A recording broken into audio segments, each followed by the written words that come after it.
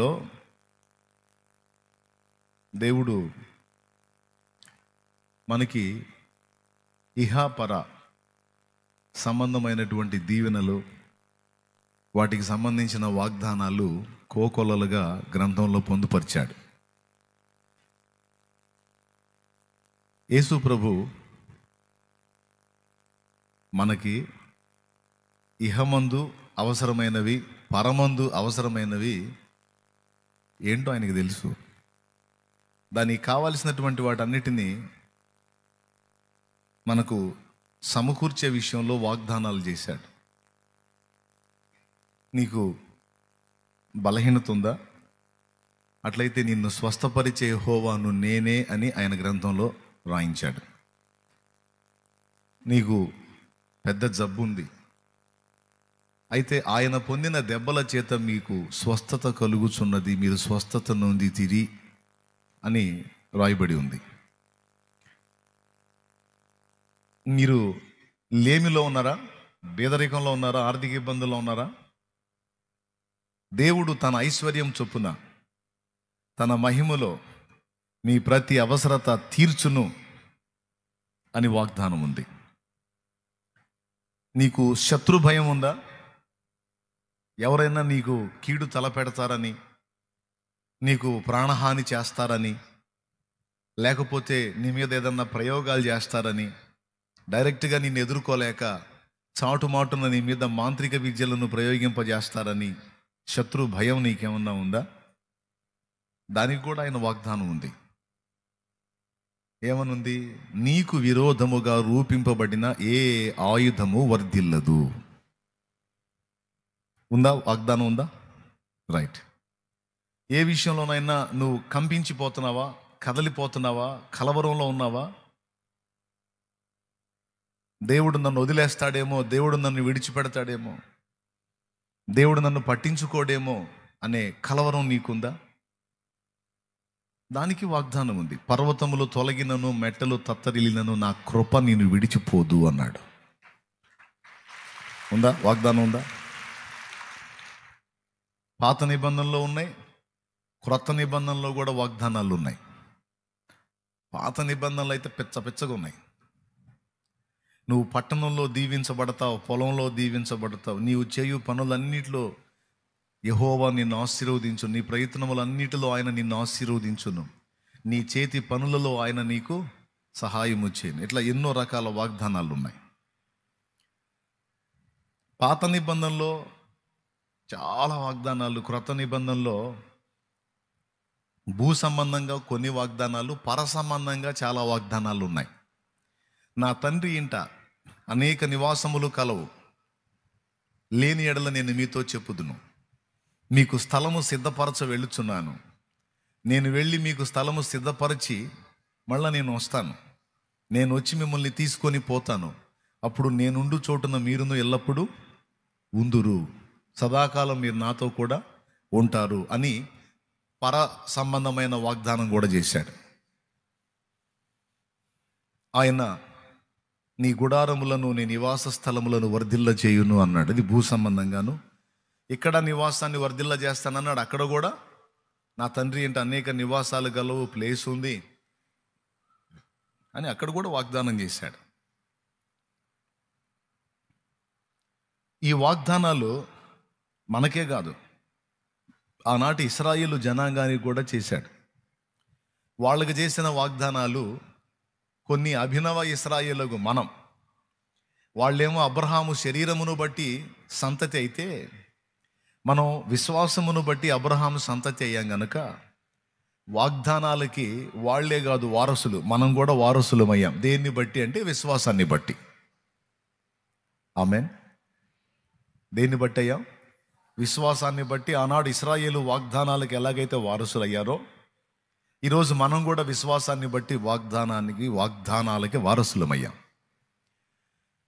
దేవుడు కేవలం పర సంబంధమైన వాటినే ఇస్తాడా, భూ సంబంధమైన వాటిని కూడా ఇస్తాడంటే రెండింటిని ఇస్తాడు. భూమి మీద మనం జీవించినంతకాలం మనకు మనుగడ సాగాలంటే మరి ఆయనే సాయం చేయాలి. కష్టపడి చదివినోడు కుటుంబాన్ని పోషించుకోవాలంటే ఉద్యోగం ఆయనే ఇవ్వాలి. పెళ్లి చేసుకున్నవాడు కుటుంబాభివృద్ధి పొందాలంటే సంతానాన్ని ఆయనే ఇవ్వాలి. అలాగే వివాహానికి సిద్ధపరచబడినటువంటి వ్యక్తికి ఆ ఏజ్ వచ్చిన వాడికి తగిన భాగస్వామిని, గుణవతి అయిన భార్యను దేవుడే కృప చూపాలి. అలాగే భూమి మీద ఉన్నంత వరకు మన కష్టమంతా హాస్పిటల్స్కి దారిపోయకుండా కాస్త బ్రతికిన 4 రోజులు మంచి ఆరోగ్యాన్ని కూడా దేవుడే ఇవ్వాలి. ఈ భూమి మీద ఉన్నంత వరకు మనకు కావాల్సింది, ఇప్పుడు పొలం వేసాం వేయటం వరకే మన పని. ఏం పెద్దనా, హలో, నిద్రగాసావా రాత్రి? మీరు అటెందుకు చూస్తున్నారు? నాకెళ్ళి చూడండి. ఒక్కసారి పక్కన వాళ్ళని పలకరించండి, చేతులు కలపండి. ఒకసారి చేతులు కలపండి. ప్రైజ్ ది లార్డ్ లేదా వందనాలు ఏదో చెప్పండి. స్తోత్రం చెప్పండి అందరూ కలిసి. రైట్, ఇప్పుడు వినండి. ఎవరు చేయాలి? భూమి మీద బతకడానికి కావాల్సిన సమస్తం ఆయన ఇవ్వాలి. ఎందుకంటే మనల్ని సృష్టించిన సృష్టికర్త, మరి ఉనికిలోకి తెచ్చింది ఆయన. ఈ బ్రతికిన 4 రోజులు సాయం చేయాల్సింది కూడా ఆయనే. మరి భూమి మీద కావాల్సిన వాటిని ఆయన ఇవ్వకపోతే ఎవరు ఇస్తారు మనకి? ఆయనే ఇవ్వాలి. రేపు పోయిన తర్వాత, రేపు దేవుని దగ్గరికి చేరిన తర్వాత అక్కడుండే ప్రపంచంలో కావాల్సిన వాటిని ఆయనే ఇవ్వాలి. ఇస్తానని వాగ్దానం చేశాడు. అయితే ఇహ సంబంధమైన వాటికి, పర సంబంధమైన వాటికి కావలసిన సమస్త విషయాలను గురించి మనకు ముందే ఆయన ప్రామిస్ చేశాడు, వాగ్దానం చేశాడు, నేను మీకు ఇస్తాను. ఇప్పుడు మీకు ఒక విషయం చెప్తాను. ఐగుప్తు దేశంలో బానిసలుగా ఉన్న ఇశ్రాయేలీయులకి మోషే ద్వారా ఏం వాగ్దానం పంపాడు? దేవుడు మిమ్మల్ని విడిపించి పాలు తేనెలు ప్రవహించే కనాను దేశానికి మిమ్మల్ని తీసుకెళ్ళి దాన్ని మీకు ఇస్తానని దేవుడు వాగ్దానం చేశాడు అని చెప్పాడు. అందుకోసమే నన్ను పంపించాడు. నేను ఇప్పుడు ఫరోతో మాట్లాడి పోరాడి నేను మిమ్మల్ని బయటికి తీసుకెళ్ళి ఈ అరణ్య యాత్ర జరిగించి దేవుడు వాగ్దానం చేసిన ఆ వాగ్దత్త భూమిలోనికి, పాలు తేనెలు ప్రవహించే భూమిలోనికి మిమ్మల్ని చేర్చాలి. ఇది నా పని. దేవుడు ప్రామిస్ చేశాడు, మీకు అది ఇస్తానని అన్నాడు. మనకి ఎలాగైతే వాగ్దానం చేశాడో ఆనాడు ఇశ్రాయేలు జనాంగానికి కూడా అలాగే వాగ్దానం చేశాడు, ఇవన్నీ మీకు ఇస్తానని. అయితే వాగ్దానాలు ఉన్నాయి కాబట్టి మనం చింతపడాల్సిన అవసరం లేదు. నువ్వు ఏ టైపు సమస్యలో ఉన్నా దానికి సంబంధించిన వాగ్దానం బైబిల్లో దొరికింది నీకు. నువ్వు అన్యాయం పొందావనుకో ఎదుటోళ్ళ ద్వారా, నేను నీకు న్యాయము తీర్తును అంటాడు. అది ఉంది వాగ్దానం. నీకెవరన్నా దుర్మార్గం చేశారనుకో, దుర్మార్గం చేశారనుకో వాడి మీద పగ తీర్చుకోవాలని ఉంది నీకు. దేవుడు అంటాడు, నువ్వు సైలెంట్గా ఉండు, పగ తీర్చుట నా పని అంటాడు. నువ్వు ఏ సమస్య అన్నా చెప్పు, లేకపోతే ఏ విషయమైనా చెప్పు, దానికి సంబంధించిన ప్రామిస్ బైబిల్లో ఉంది. దాదాపు అన్నీ ఉంటాయి. ఆనాడు ఇశ్రాయేలు జనాంగానికి వాగ్దానం చేసినటువంటి ఆ వాగ్దాన భూమి, పాలు తేనెలు ప్రవహించేటువంటి భూమిలో వాళ్ళని చేర్చాడు కదా. చేర్చాడా చేర్చలేదా? చేర్చాడు. అయితే వాగ్దానం చేసినటువంటి ఆ ప్రాంతంలోనికి వీళ్ళు వెళ్ళడానికి వాళ్ళకి ఈజీగా అయిందా, లేకపోతే పోరాటాలతో కూడి అయిందా? నాకు తెలిసిరా బ్రదర్, నువ్వు ఎక్కడో ట్విస్ట్ పెడతావని అనుకోవద్దు. ఇది మనం గుర్తుపెట్టుకోవాల్సినటువంటి విషయం.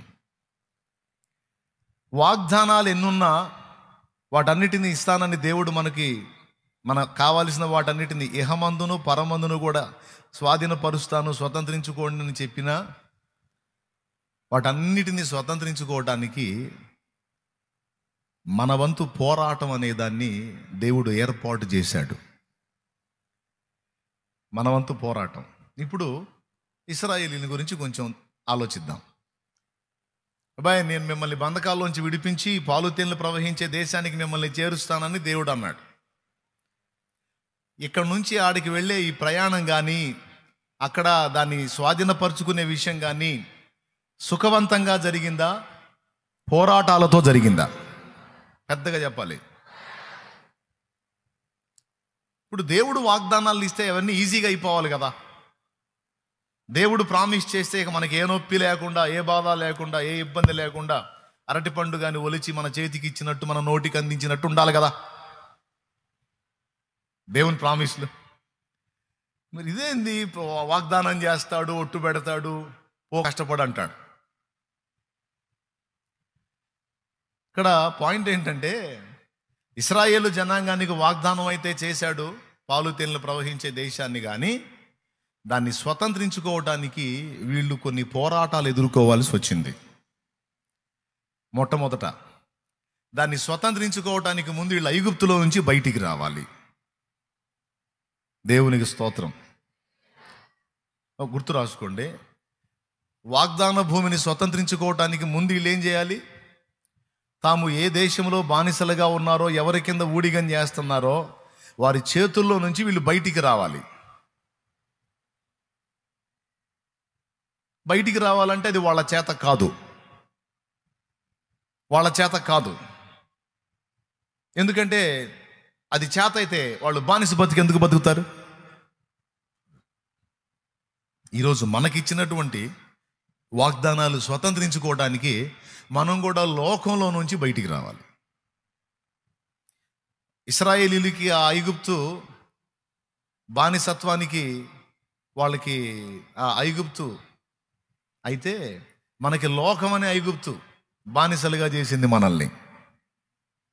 కొంతమంది త్రాగుళ్ళలో, కొంతమంది వ్యభిచారంలో, కొంతమంది ప్యాకాట్లో, కొంతమంది క్రికెట్ బెట్టింగుల్లో, కొంతమంది ఆన్లైన్ రమ్మీ గేమ్లో, కొంతమంది ఇంకా రకరకాల, కొంతమంది డ్రగ్స్కి, రకరకాల వ్యసనాలకి, రకరకాల పాపాలకి బానిసలైపోయి లోకం అనే ఐగుప్తులో బతుకుతున్నారు.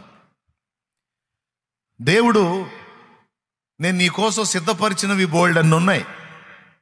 ఒక మంచి ఆశీర్వాదకరమైనటువంటి జీవితం ఇహమందును పరమందును కూడా నీకుంది నా కుమారుడా.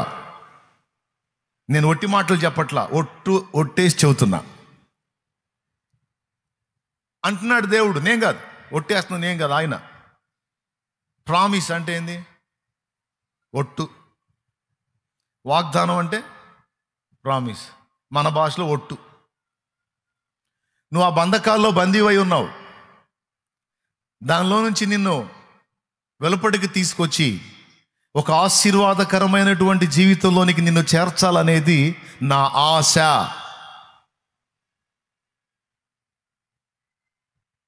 నువ్వు సిద్ధపడగలవా అని దేవుడు పిలుస్తున్నాడు. ఇప్పుడు కొంతమందికి బానిసత్వం అలవాటు అయిపోయింది, కొంతమందికి ఏమో బానిసత్వం నుంచి వదిలించుకొని బయటపడాలనే ఆరాటం ఉంటుంది. బేతెస్దా కోనేటి దగ్గర 38 సంవత్సరాలు జబ్బుతో పడున్నాడు ఒక ఆయన. 38 ఏళ్ళు. నాకు తెలిసి యేసుప్రభు మరియమ్మ కడుపున పుట్టక ముందే మనోడు అక్కడ కూర్చున్నాడు. ఎందుకంటే యేసయ్య ఉన్నదే 33 ఉన్నారు కదా భూమి మీద. అంటే అప్పటికే 38 ఏళ్ళు ఆ జబ్బుతో అతను బేతెస్దా కోనేటి దగ్గర చేరాడంటే నాకు తెలిసి యేసయ్య మరియమ్మ కడుపులో నుంచి పుట్టక ముందే మనోడు బేతెస్దా కోనేటి దగ్గరికి చేరాడు. ఎవరు? బేతెస్దా కోనేటి దగ్గర ఉన్న సీనియర్ రోగి. ఎన్నేళ్ల జబ్బు అంటే 38 సంవత్సరాల రోగం. ఏం జబ్బు అంటే కూర్చున్న దగ్గర నుంచి కదలలేడు. అది అతని బలహీనత. ఇక అన్ని మామూలుగానే ఉంటాయి, తినటం, నిద్రపోవటం, అన్ని మామూలుగానే ఉంటాయి, కానీ కూర్చున్న దగ్గర నుంచి కదలలేడు. అదో జబ్బు. యేసు ప్రభు ఓ రోజు అతడు ఉన్న దగ్గరికి వచ్చి, నీవు స్వస్థపడగోరుచున్నావా అని అడుగుతాడు. మీరు చూడొచ్చు యోహాను సువార్త 5వ అధ్యాయంలో, మీరు చూడొచ్చు యోహాను సువార్త 5వ అధ్యాయం తీసుకున్నారా? 5వ వచనం అంట చూడు, 5:5 యోహాను సువార్త. అక్కడ 38 ఏండ్ల నుండి వ్యాధి గల ఒక మనుషుడు ఉండెను. యేసు వాడు పడి ఉండుట చూచి వాడప్పటికి బహుకాలము నుండి ఆ స్థితిలో ఉన్నాడని ఎరిగి, స్వస్థపడగోరుచున్నావా అని వాడిని అడుగగా, ఆ రోగి, అయ్యా, నీళ్లు కదిలింపబడినప్పుడు నన్ను కోనేట్లోనికి దించుటకు నాకు ఎవ్వడును లేడు గనుక నేను వచ్చునంతలో మరి ఒకడు నాకంటే ముందుగా దిగునని ఆయనకు ఉత్తరం ఇచ్చాను. చాలు, చిన్న మాట ప్రార్థన చేద్దాం. ప్రేమగల పరిశుద్ధ తండ్రి, నీకు వందనాలు. నీ దయాపూర్వక సంకల్పాన్ని బట్టి ఆదివారం వేళ మమ్మల్ని సమకూర్చావు. రాత్రి మాతో మాట్లాడు, మరొకసారి మమ్మల్ని దర్శించి మాతో మాట్లాడాను. ఉపదేశాన్ని అడ్డగింపు చూసే సైతాను, దురాత్మ, దెయ్యపు శక్తుల ప్రభావం యేసునామములో బంధిస్తున్నా. నీ కృప కాపుదల మాకుంచి మాతో మాట్లాడమని, దాసుని బలపరచమని, వాక్యమును పంపమని యేసునామములో వేడుచున్నాం తండ్రి, ఆమేన్. మనందరి దోషములను ప్రభు తన రక్తము చేత కడిగి పరిశుద్ధ పరచునుగాక. మన చెవులు, హృదయములు నా తండ్రి తెరచునుగాక. మన మనోనేత్రములు మరి తేటగా కనబడినట్లు నా దేవుడు చేయునుగాక. ఆమెన్. పాయింట్కి వద్దాం. 38 సంవత్సరాల జబ్బుతో బాధపడుతున్న అతను కోనేటి దగ్గరికి ఎందుకు వచ్చాడో తెలుసా? ఆ బేతెస్దా కోనేటిలో ఒక కార్యం జరిగిద్ది. ఎప్పుడన్నా ఒకసారి ఒక దేవదూత ఆ కోనేటిలో నీళ్లు నిర్మలంగా ఉన్నప్పుడు సడన్గా వచ్చి ఆ నీళ్లు కదిలిస్తాడు. అంటే ఉన్నట్టుండి, దూత కనపడలే కానీ ఉన్నట్టుండి ఆ నీళ్లు ఒక్కసారిగా కదులుతాయి. అట్లా ఎప్పుడైతే దూత నీళ్లు కదిలించుట అనేది జరిగిందో, అప్పుడు ఏ జబ్బు ఉన్నవాడైనా సరే ఎగిరి అందులో దూకాడు అనుకో, స్వస్థత పొందుతాడు, బాగుపడతాడు. ఇక రకరకాల జబ్బులోళ్ళు, ఊచకాలు, చేతులోళ్ళు, కుంటివారు, గుడ్డివారు, మూగవారు, చెవిటివారు, రకరకాల రోగాలతో బాధపడేవాళ్ళు గుంపులుగా ఆ కోనేటి చుట్టూ 5 మంటపాలు ఉన్నాయి. ఆ మంటపాల్లో ఉంటారు వాళ్ళు. ఆ కోనేటికి వెళ్ళి చూసుకుంటూ ఉంటారు. దూత ఎప్పుడు వస్తాడో, నీళ్ళు ఎప్పుడు కదిలిస్తాడో, నీళ్ళు ఎప్పుడు కదులుతాయో దూకుదామని. కొంతమందికి వాళ్ళ సమీపంలో కోనేటి దగ్గరలో ఉన్నప్పుడు దూత నీళ్లు కదిలిస్తే దూకటం, స్వస్థత పొందటం, ఇంటికి పోవటం. పాపం, నేను చెప్పినోడు 38 ఏళ్ళ నుంచి కూర్చున్నాడు ఆడ, బాగుపడతానని. దూతలతో పెట్టుకుంటే అంతే మరి. దేవునికి స్తోత్రం. ఆ దూత ఎప్పుడు వస్తాడో, నీళ్లు కదిలిస్తాడు, ఎప్పుడు దిగుతాడో, బాగుపడతాడో. 38 ఏళ్ళు కాసుకొని కూర్చున్నాడండి. ఆ రోగం అనే దానికి బానిస బంధకాల్లో ఉన్నట్టుగా ఆ రోగ బంధకాల్లో ఉండిపోయాడు ఆయన. 38 ఏళ్ళకి యేసు ప్రభు వెళ్ళాడు. నేను ఎందుకు ఈ మాట చెప్పానంటే, కొంతమందికి బానిసత్వం అలవాటు అయిపోయిద్దని చెప్పాను. కొంతమంది ఏమో దాని నుంచి బయటపడటానికి పోరాడతారు, కొంతమంది రాజీ పడిపోతారు. ఇంకేం పోతాం, ఇంకేం బయటపడతాం, ఇక అయిపోయింది, చరిత్ర అయిపోయింది. ఈ జబ్బుతో ఉన్నోడి దగ్గరికి వెళ్ళి, వాడప్పటికి బహుకాలము నుండి ఆ స్థితిలో ఉన్నాడని ప్రభు ఎరిగి, ఇదిగో నీవు స్వస్థపడగోరుచున్నావా అన్నాడు. అప్పుడు అతను అన్నాడు, స్వస్థపడాలని నాకెందుకు ఉండదయ్యా, స్వస్థపడటానికే వచ్చి ఇక్కడ కాసుకున్నాను. అసలు ఇక్కడ ఎందుకున్నాను ఇన్ని సంవత్సరాలుగా? ఏ రోజుకైనా నాకు అవకాశం దొరికి నేను అందులో పడి, ఆ నీళ్లలో పడి, ఆ దూత నీళ్లు కదిలించినప్పుడు బాగుపడతానన్న ఆశతోనే ఇక్కడికి చేరాను. ఇన్ని సంవత్సరాలు అదే ఆశతో ఉన్నాను. కానీ మీకు తెలుసా, ఆకలి మొర్రో అంటే రొట్టెలైతే ఇస్తున్నారు కానీ, ఆకలిరా బాబు అంటే రొట్టెలైతే ఇస్తున్నారు కానీ, ఆ నీళ్లు కదిలించినప్పుడు నన్ను తీసుకెళ్ళి అందులోకి వేసేవాడు మాత్రం ఎవడు లేడు. బహుశా వాళ్ళోళ్ళు కొంతకాలం కనిపెట్టి చూసి ఆ దూత నీళ్లు కదిలించక వాళ్ళకి ఇసుగు పుట్టి, నీకోసం మేము కూర్చుంటే అందరు కడుపులు మాడతారా, మేము కూడా పేషెంట్లు ఎక్కడికొచ్చి కూర్చోవాల్సి వచ్చింది, ఎట్లా నీ సావు నువ్వు సావు, ఆ టయానికి ఆ రొట్టె మొక్క తీసుకొచ్చేస్తావు, ఏదో తిను సత్యసావు, బతికితే బతుకని అటు పడేసిపోయారు. మరి ఏం చేస్తారు? ఇప్పుడు రోగం వచ్చి బాధపడుతున్నోడి కోసం బాగున్నోళ్ళు చావలేరుగా. వాళ్ళు కూడా పక్కన వాళ్ళతో అంటుంటారు, పేషెంట్ల దగ్గర ఉండేవాళ్ళు, చాలా రోజుల నుంచి ఇబ్బంది పడుతుంది. అంటే ఏంది? సచ్చింది కాదు, బతికింది కాదని. స్తోత్రం. చాలా రోజుల నుంచి ఇబ్బంది పడుతున్నాడు. మరి దేవుడు ఎందుకో మరి కనికరించట్లేదు. అంటే అర్థమైంది, నేను తీసుకోవట్లేదని. అంతే కదండి. మరి కొంతమంది అయితే ఇంకా 4 నెలలు గడిచింది అనుకో, ఏది అప్పులైపోయాం. ఈ మంచాన పడ్డాడు, అప్పులైపోయాం. అప్పులు ఏంటంటే మరి పనులు ఏడున్నాయి? అందరం పనులు మానుకొని ఈడి గూడిగం చేసుకుంటూ కూర్చోవాలి తెచ్చింది. ఇప్పుడు వాడు రోగి అయ్యాడు, వాడితో పాటు మేము కూడా పేషెంట్లు అయ్యాం.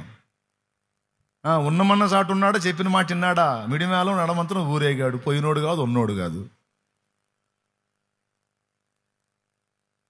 అల్లాడిపోతూ ఉంటారు. అంటే విరక్తితో మాట్లాడతారు. స్టార్టింగ్లో సమస్య వచ్చిన తొలి దినాల్లో అందరూ ప్రేమ చూపుతారు. అయ్యో పాపం అని కుక్కలను పిలుస్తారు. పాపం దగ్గరికి వచ్చి జాలిపడి అని. కొద్ది రోజులు గడిచిన తర్వాత ఇక జాలి లేదు, దయ లేదు. ఈ డైలాగులు. ఇంకా కొన్ని రోజులు గడిచిందంటే ఇంకా పెద్ద పెద్ద డైలాగులు.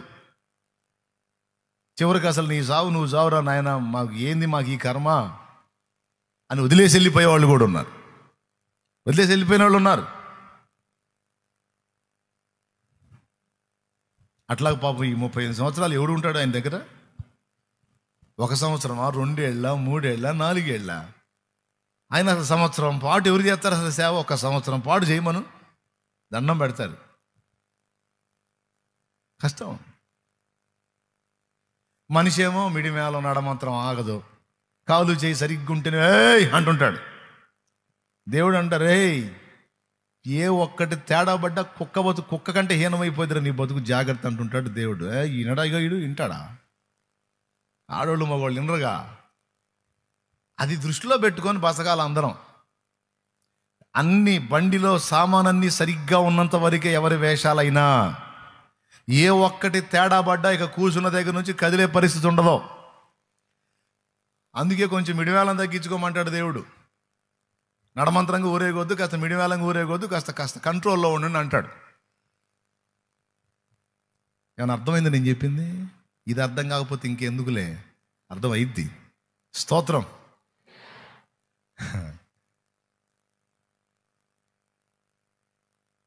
విసుగు పుట్టి వెళ్ళిపోయినట్టున్నారు.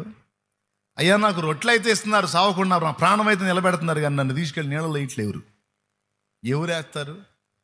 విచిత్రం చెప్పాలంటే అక్కడ ఉన్న వాళ్ళ పేషెంట్లు అందరు బతుకులు అంతే. వాళ్ళోళ్ళు ఎవరో ఇప్పుడు ఎవరికి బాగలేకపోతే వాళ్ళోళ్ళు ఆయన చూసుకుంటారు, కానీ ఆయన పక్కన పడేసి ఈయన చూస్తారా? కాబట్టి ఏమన్నాడు తెలుసా? అప్పుడప్పుడు దోత వచ్చి నీళ్లు గదిలిస్తున్నాడు, నా కళ్ళారా చూస్తున్నాను. కొంతమంది దూకి బాగుపడుతున్నారు. నేనేమో అరే అయ్యో అయ్యో అయ్యో అంటున్నాను. నన్ను తీసుకెళ్ళేసేవాడే వెళ్ళాడు. నాకెవరన్నా సాయం చేస్తే ఇన్ని సంవత్సరాలు ఇక్కడ ఉండేవాడిని కాదు. నాకెవరూ సాయం చేయలే. దేవునికి స్తోత్రం. హల్లెలూయా. నా అంచనా ఏంటంటే ఈ మనిషి ఎదుటోళ్ళకి వెళ్ళి చూసేవాడు. ఎవరన్నా నన్ను పైకి తేవాలి, ఎవరన్నా నన్ను బాగు చేయాలి, ఎవరన్నా నన్ను లేవనెత్తాలి, ఎవరన్నా నన్ను విడిపించాలి. సహజంగా మనుషుల్లో కొంతమందికి ఈ లక్షణం ఉంటుంది. ఎవరన్నా నన్ను ఆదుకోవాలని వాళ్ళ మీద వీళ్ళ మీద యాష్టపోతుంటారు. ఐడియా ఉందా లేదా?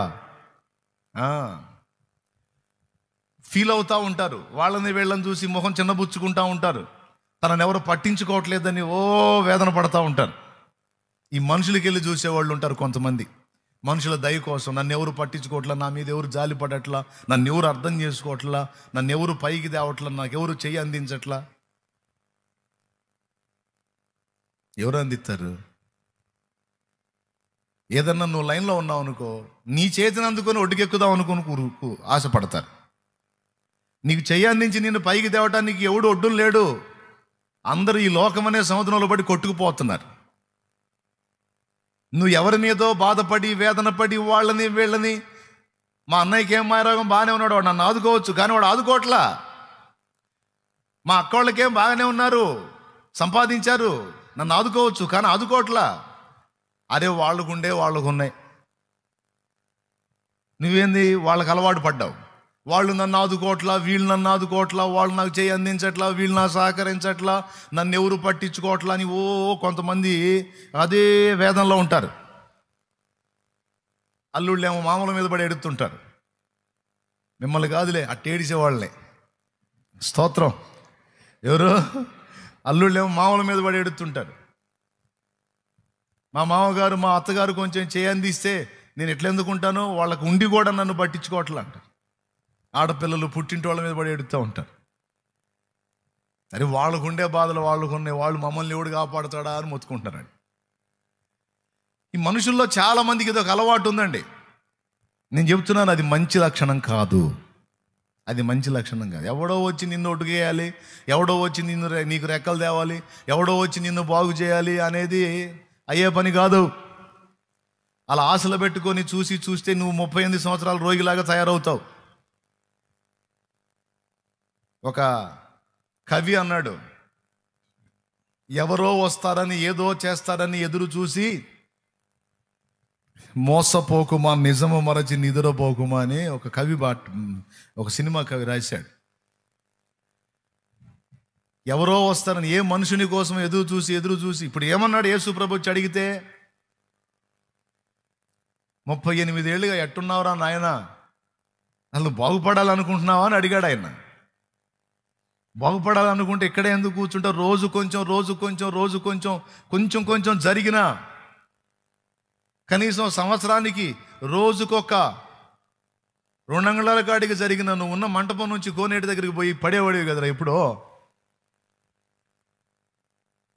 అసలు ఎందుకు ఇట్లా గోలబడిపోయావు? పాయింటే కదా. తన వంతు ప్రయత్నం రోజు కొంచెం జరుగుతా వెళితే కొద్ది రోజులకి, కొన్ని నెలలకు కానీ, కొన్ని వారాలకు కానీ పోయి అందులో పడేవాడు. ఆ ఒడ్డునే కూర్చునేవాడు. దోత నీళ్లు గల్లించగానే అటు బొర్లేవాడు. అయిపోయాడు. నువ్వు బాగుపడ కోరుతున్నావా అంటే ఏమన్నాడు? మనుషుల మీద పడ్డాడు.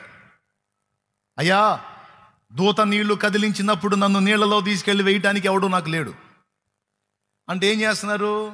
ఈ కూసునోడు 2 చేస్తున్నాడు. అప్పుడప్పుడు నీళ్ళకి వెళ్ళి చూస్తున్నాడు, మిగిలిన సమయాల్లో జనంకి వెళ్ళి చూస్తున్నాడు. ఎవరెవరికి ఏమేమి సేవలు చేస్తున్నారు, నాకు ఎవడు చేయట్లే. వాళ్ళు చేయి అందిస్తున్నారు, వీళ్ళకి వీళ్ళు చేయి అందిస్తున్నారు, వాళ్ళకి సపోర్ట్ చేస్తున్నారు, వీళ్ళకి సపోర్ట్ చేస్తున్నారు, నాకు ఎవడు అందించట్లా. మొత్తానికి ఈ తరహా వాళ్ళు ఎవరో ఉన్నారు ఇక్కడ. ఇట్లా బాధపడి ఫీల్ అయిపోయి, గందరగోళం అయిపోయి, నీరు గారిపోయి, నిరుత్సాహపడిపోయి, నరాలు వీక్నెస్ వచ్చి కూర్చున్న వాళ్ళు ఇక్కడ ఉన్నారు ఎవరో. మొత్తానికి ఆళ్ళ మీద ఏళ్ళ మీద పడి గందరగోళం అయిపోయి, ఆ మనుషులకి వెళ్ళి చూసి అదే బానిస బతుకుతున్న స్థితిలో ఉన్న వాళ్ళు ఉన్నారు ఇక్కడ. లేకపోతే దేవుడి మాటలు మాట్లాడించడు. ఈరోజు దేవుడు నీకు కనువిప్పు కలిగిస్తున్నాడు. పిచ్చి మొహమా, ఎవడు నిన్ను రక్షించేది? ఎవడు అంత ఫ్రీగా ఉన్నాడు? ఎవడు బయట ఉన్నాడు? అందరూ సెంట్రల్ జైలు ఖైదీలాగా అందరూ లోపలే ఉండే. స్తోత్రం, హల్లెలూయా. కాదమ్మా, అందరూ సెంట్రల్ జైలు ఖైదీలాగా మొత్తం లోపలే ఉండి ఎవడు బయటకు వచ్చేది? ఎవడు నిన్ను బయటికి తెచ్చేది? ఏదో ఆశపడుతున్నావు, ఎవరి దయ కోసమో మాట్లాడుతున్నావు, అడుగుతున్నావు, కలగదు. కలిగినా నిన్ను ఆదుకునే పొజిషన్లో వాడు ఉన్నాడో లేదో మనకు తెలియదు. మాటలు మాత్రం మాట్లాడతారు, కోటలు దాటే మాటలు మాట్లాడతారు, కానీ ఆపత్కాలం మందు ఎవడు నమ్మదగిన వాడు. కానీ వీడు 38 ఏళ్ళుగా ఏం చేస్తున్నాడు? ఆ దూత నీళ్లు కదిలించగానే ఎవరన్నా పట్టుకొని తీసుకెళ్ళి నన్ను అన్నేస్తున్నారు. నన్ను కూడా పాపం. మరి వాడికి వేరే ఆప్షన్ లేదు అనుకుంటున్నాడు. ఎందుకు లేదు? రోజు కొంచెం జరుగు, అట్టను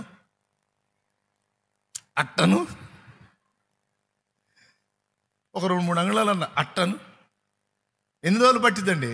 మంటపం నుంచి కోనేట్లో పడేదానికి అది పెద్ద దూరం లేదు. ఏమన్నా 5 కిలోమీటర్ల దూరం ఉందా? ఏడబోతానయ్యా అంటానికి. ఎదురుగానే ఉండే కోనేరు. తడవకి ఒక రోజులో కనీసం 30-40 సార్లు. అక్కడ పాయింట్ ఏంటంటే, తన వంతు ప్రయత్నం చెయ్యాలి. అరే మూవీలోనేమో కోనేటి ఒడ్డును కూర్చున్నాడు రా పేషెంటు. ఏ మూవీలు రా మూవీలు. ఇంక అక్కడైతే ఏమో దొరికితే పడతాడు రా, ఆ తేడా కొని తీసేయి. వాస్తవం అలా లేదు. మంటపం కొంచెం దూరంలో ఉంటుంది. రోజు కొంచెం జరిగితే ఒకనాటికి వచ్చి పడతాడు. కానీ తన ప్రయత్నం ఏం చేయలే, మిగిలిన కార్యక్రమాలను చేసుకుంటున్నాడు, తింటున్నాడు, ఇతరత్ర తిప్పలని పడుతున్నాడు. అది రోజు కొంచెం జరిగితే నేను అక్కడికి చేరతానన్న ఆలోచన ఎందుకు రాలేదో ఏమో మరి.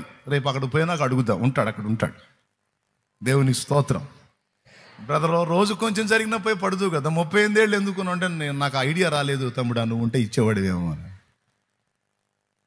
దేవుని స్తోత్రం.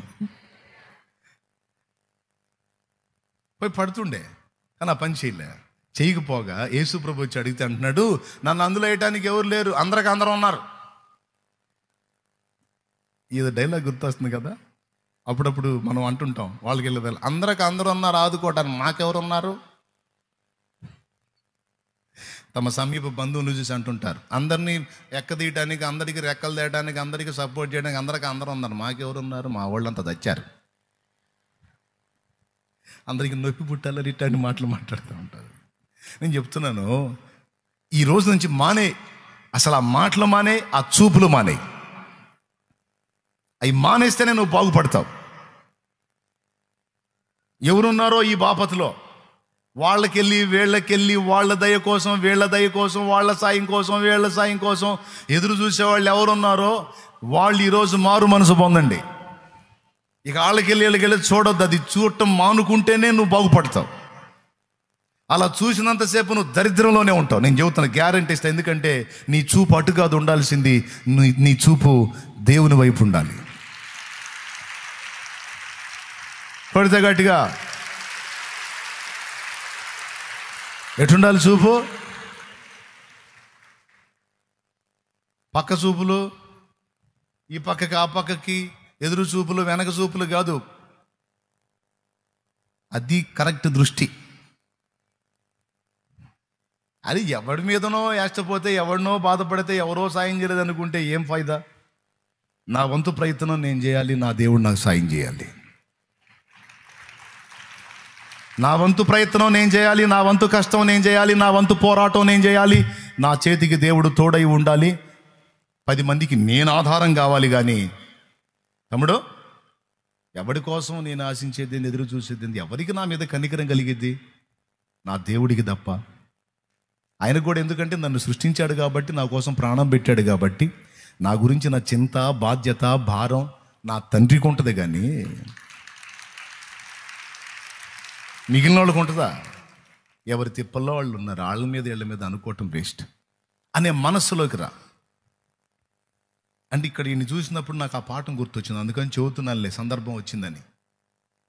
ఇతరుల మీద ఏడవటం, చెప్పండి, అందరూ చెప్పండి, ఇతరుల మీద ఏడవటం మానుకోవాలి. అది అవకాశం ఉంటే నువ్వు నిలిచి 10 మందికి చేయూతనివ్వాలి. దేవునికి స్తోత్రం. మేము అట్లా ఏడిసాం, చెబుతున్నాగా నేను. మేము ఇబ్బందుల్లో ఉన్నప్పుడు కాస్త రన్నింగ్లో ఉన్న మా వాళ్ళని చూసి, వాళ్ళు సాయం చేయట్లా, వీళ్ళు సాయం చేయట్లా, వాళ్ళు ఆదుకోవట్లా, వీళ్ళు ఆదుకోవట్లా. ఏం చేస్తారు? వాళ్ళు చేయగలిగినంత చేశారు. ఇక వాళ్ళ జీవితం అంతా తెచ్చి మాకు పెట్టమంటే ఏడ పెడతారు? ఎప్పుడైతే ఆ చూపులు మానేసి ప్రభు వైపు చూడటం మొదలు పెట్టామో అప్పుడు సమాధానం లభించింది జీవితంలో, అప్పుడు వెలుగు లభించింది. మనుషుల వైపు చూడటం మానేసి జీవంగల దేవుని వైపు ఎప్పుడైతే చూడటం మొదలు పెట్టామో, చూసి ఆయన నామాన్ని బట్టి, ఆయన మాటలను బట్టి పోరాటం మొదలు పెట్టామో, అడుగులు వేయటం మొదలు పెట్టామో, అప్పుడు సఫలత అనేది చూసి 10 మందికి ఉపయోగకారులంగా అప్పుడు మారాం. ఈ రోజుతో వదిలేద్దాం. ఏం వదిలేద్దాం? పక్కోళ్ళ మీద పడి ఆహా ఎవరు రారు, ఎవరు చేయరు. మనుషుల సాయము వ్యర్థమురా, రాజుల నమ్మిన వ్యర్థమురా. మనుషుల సాయము వ్యర్థమురా, రాజుల నమ్మి వ్యర్థమురా. యెహోవాను ఆశ్రయించుట, యెహోవాను ఆశ్రయించుట ఎంత మేలు, ఎంతో మేలు, ఎంత మేలు, ఎంతో మేలు. ఎవరికి ఎవరు ఈ లోకములో, చివరికి యేసే పరలోకములో. ఎవరికి ఎవరు ఈ లోకములో.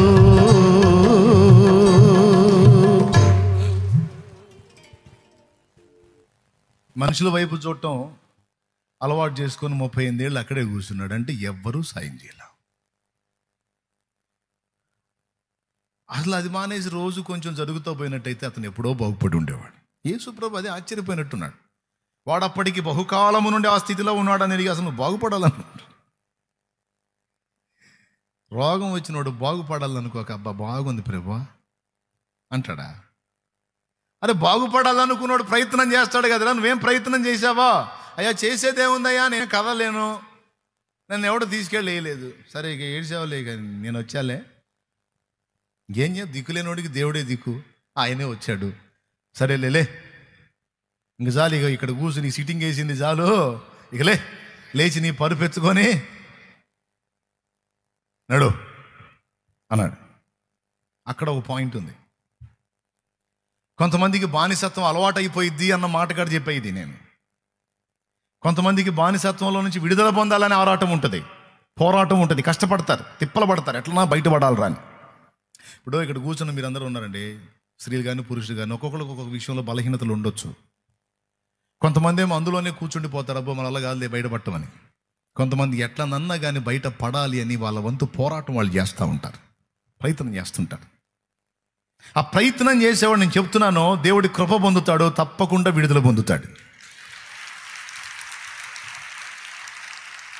ప్రయత్నం మానేశాడు అంటే మాత్రం వాడు బాగుపడటం కష్టం, బాగుపడటం కష్టం. ఇక్కడ మనకి 38 సంవత్సరాల జబ్బు ఉన్నాడు. ఒక దానిలోనేమో మనం వాడిని ఫాలో అవ్వకూడదు, ఒక దానిలో మాత్రం మనం వాడిని ఫాలో అవ్వాలి. ఎందులో ఫాలో అవ్వకూడదు ఇప్పుడు చెప్పా. లోకులకి వెళ్ళి చూసే విషయంలో, పక్కోళ్ళకి వెళ్ళి చూసే విషయంలో, బంధువులకి వెళ్ళి చూసే విషయంలో, స్తోత్రం, పాస్టర్కి వెళ్ళి కూడా చూడకూడదు. ఎవరికి వెళ్ళి చూడకూడదు? చాలేమన్నా కూడా పట్టించుకోవట్లేదు, ఏందో మరి మమ్మల్ని అనకూడదు. స్తోత్రం, గుర్తుపెట్టుకోండి. అందులో వీడిని మనం ఫాలో అవ్వకూడదు. 38 ఏళ్ళ పేషెంట్ని ఎందులో ఫాలో అవ్వాలంటే, 38 సంవత్సరాలు తనకి ఆ సమస్య పోకపోయినా అందులోనే ఉన్నా అతనికి నిరాశ రాలేదండి. మనకి 1 సంవత్సరం లోపు ఎదురు చూస్తాం ఏదన్నా బాగుపడతామే అని, 2 ఏళ్ళు 3 ఏళ్ళు, ఇక 4వ ఏడు నుంచి లేదు.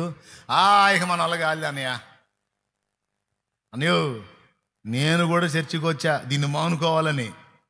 దేన్ని? సీసాలని మానుకోవాలని నేను కూడా వచ్చా, నేను కూడా ఏందంట ప్రార్థన అంటారే అది కూడా చేశా, ఉపవాసాలు కూడా చేశా, మన వల్ల కాల. ఎందుకో మరి యేసుప్రభు నన్ను విడిపించలేకపోయాడు. ఎట్టు విడిపిస్తాడు? నువ్వే పట్టుకుంటే సీసాన్ని. ఇప్పుడు సీసాన్ని నిన్ను పట్టుకుంటే ఆయన వదిలిపిస్తాడు, కానీ నువ్వే దాన్ని గట్టిగా పట్టు. ఇప్పుడు కొంతమందికి దయ్యం పట్టిద్ది, కొంతమందికి దయ్యం పట్టిద్ది, కానీ కొంతమంది మనుషులే దయ్యానికి పడతారు.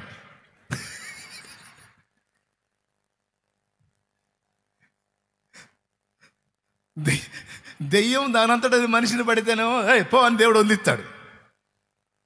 మనిషే దయ్యాన్ని పట్టుకొని కౌగులించుకొని నేను వదలను అంటే మరి మనం ఏం చేయాలి కదండి? సరే సావు అంటాం, మనం ఏం చేస్తాం? కొంతమందిని వ్యసనాలు పడతాయి, కొంతమంది వ్యసనాన్నే పట్టుకుంటారు. అర్థమైందా? ఇప్పుడు ఈ గ్లాస్ ఉందండి, దీన్ని ఎవరు పట్టుకున్నారు? అది నన్ను పట్టుకుందా, నేను దాన్ని పట్టుకున్నానా? ఇప్పుడు నేను ఆయనకి వెళ్ళి చూసి, రా అబ్బాయి ఈ గ్లాసు పట్టుకుందయ్యా, నన్ను ఎట్నన్నా వదిలిచ్చాయా అని అన్నాను. నేను లాగురా, వచ్చిందా? వచ్చిద్దా? ఎందుకు వచ్చింది? చర్చికి తెచ్చినా వాడు వదలదు అది, ఎందుకంటే పట్టుకుంది వాడు. వ్యసనం పట్టుకుంటే సింపుల్, దాని నుంచి నన్ను వదిలించు అంటే అది కాదు పట్టుకుంది. తానే పట్టుకున్నప్పుడు అది వదలటం కష్టం. కానీ ఒకవేళ అది తనను పట్టుకొని ఉన్నట్టయితే తాను వదిలితే వెళ్ళిపోయింది అది. ఏముంది ఇప్పుడు దీని నుంచి నేను బయటపడాలనుకో, 2 వేలు వదిలేసాను అనుకో, కింద పడింది అది. తాగే ఉన్నాయి అందుకని, లేదా వదిలేవాడిని. స్తోత్రం. ఇప్పుడు దెయ్యం నీకు పట్టిందా లేకపోతే నువ్వు దెయ్యానికి పట్టావు అన్నది ముందు ఫైనల్ చేసుకోవాలి. దెయ్యం అంటే వ్యసనం అనుకో, అది నీకు పట్టిందా లేకపోతే నువ్వు దానికి పట్టావా? ఇగో నేను 4 ఏళ్ళు ట్రై చేశా, వల్ల కాల. ఇగో నన్ను దీవించండి అయ్యగారు, దీన్ని మానుకోలేను అంటే ఏమని దీవించాలి? రోజు 2 సీసాలు దొరికేటట్టు చేయనా నీటికి? పొద్దున 1 క్వార్టర్, సాయంత్రం 1 క్వార్టర్, బిడ్డకి వెళ్తే లేకుండా టచ్చింగ్తో సహా మొత్తం లభించడం నేను ప్రార్థన చేయాలి. నేను అంటే రాజీ పడిపోయాడు, బానిసత్వానికి అప్పచెప్పుకున్నాడు, బాగుపడాలన్న ఆలోచన లేదు. ఆ ఆలోచన ఎవరికైనా ఉంటే ఎట్లనన్నా ఈ బంధకాల్లోంచి నేను బయటపడాలి, ఇది రైట్ కాదు, ఇదేందో నన్ను భయంకరంగా పట్టింది, దీన్ని వదిలించుకోవాలి అనే ఆరాటం నిజంగా నీ గుండెల్లో ఉంటే నేను చెప్తున్నా, తప్పకుండా నువ్వు విడుదల పొందుతావు, బాగుపడతావు, నువ్వు ఆశీర్వదించబడతావు. నీకు నీ మైండ్లో అది ఉండాలి. వీని దగ్గర అది నేర్చుకోవచ్చు మనం. 38 ఏళ్ళు గడిచినా వాని గుండెల్లో ఆశ చూసావా? ఇంకా నేను బాగుపడే ఛాన్స్ ఉందన్నది వదిలిపెట్టలేదండి. వాము ఎంత నిరీక్షణ! అబ్రహాముని మించిపోయాడండి. అబ్రహాం 25 ఏళ్ళు నిరీక్షణ కొడుకు కోసం. 75 ఏళ్ళప్పుడు నీకు బిడ్డనిస్తానని వాగ్దానం చేశాడు, 100 ఏళ్ళకి ఇచ్చాడు. 25 ఏళ్ళు, మనోడైతే 38 ఏళ్ళు. ఎంత నిరీక్షణో, ఎంత విశ్వాసం!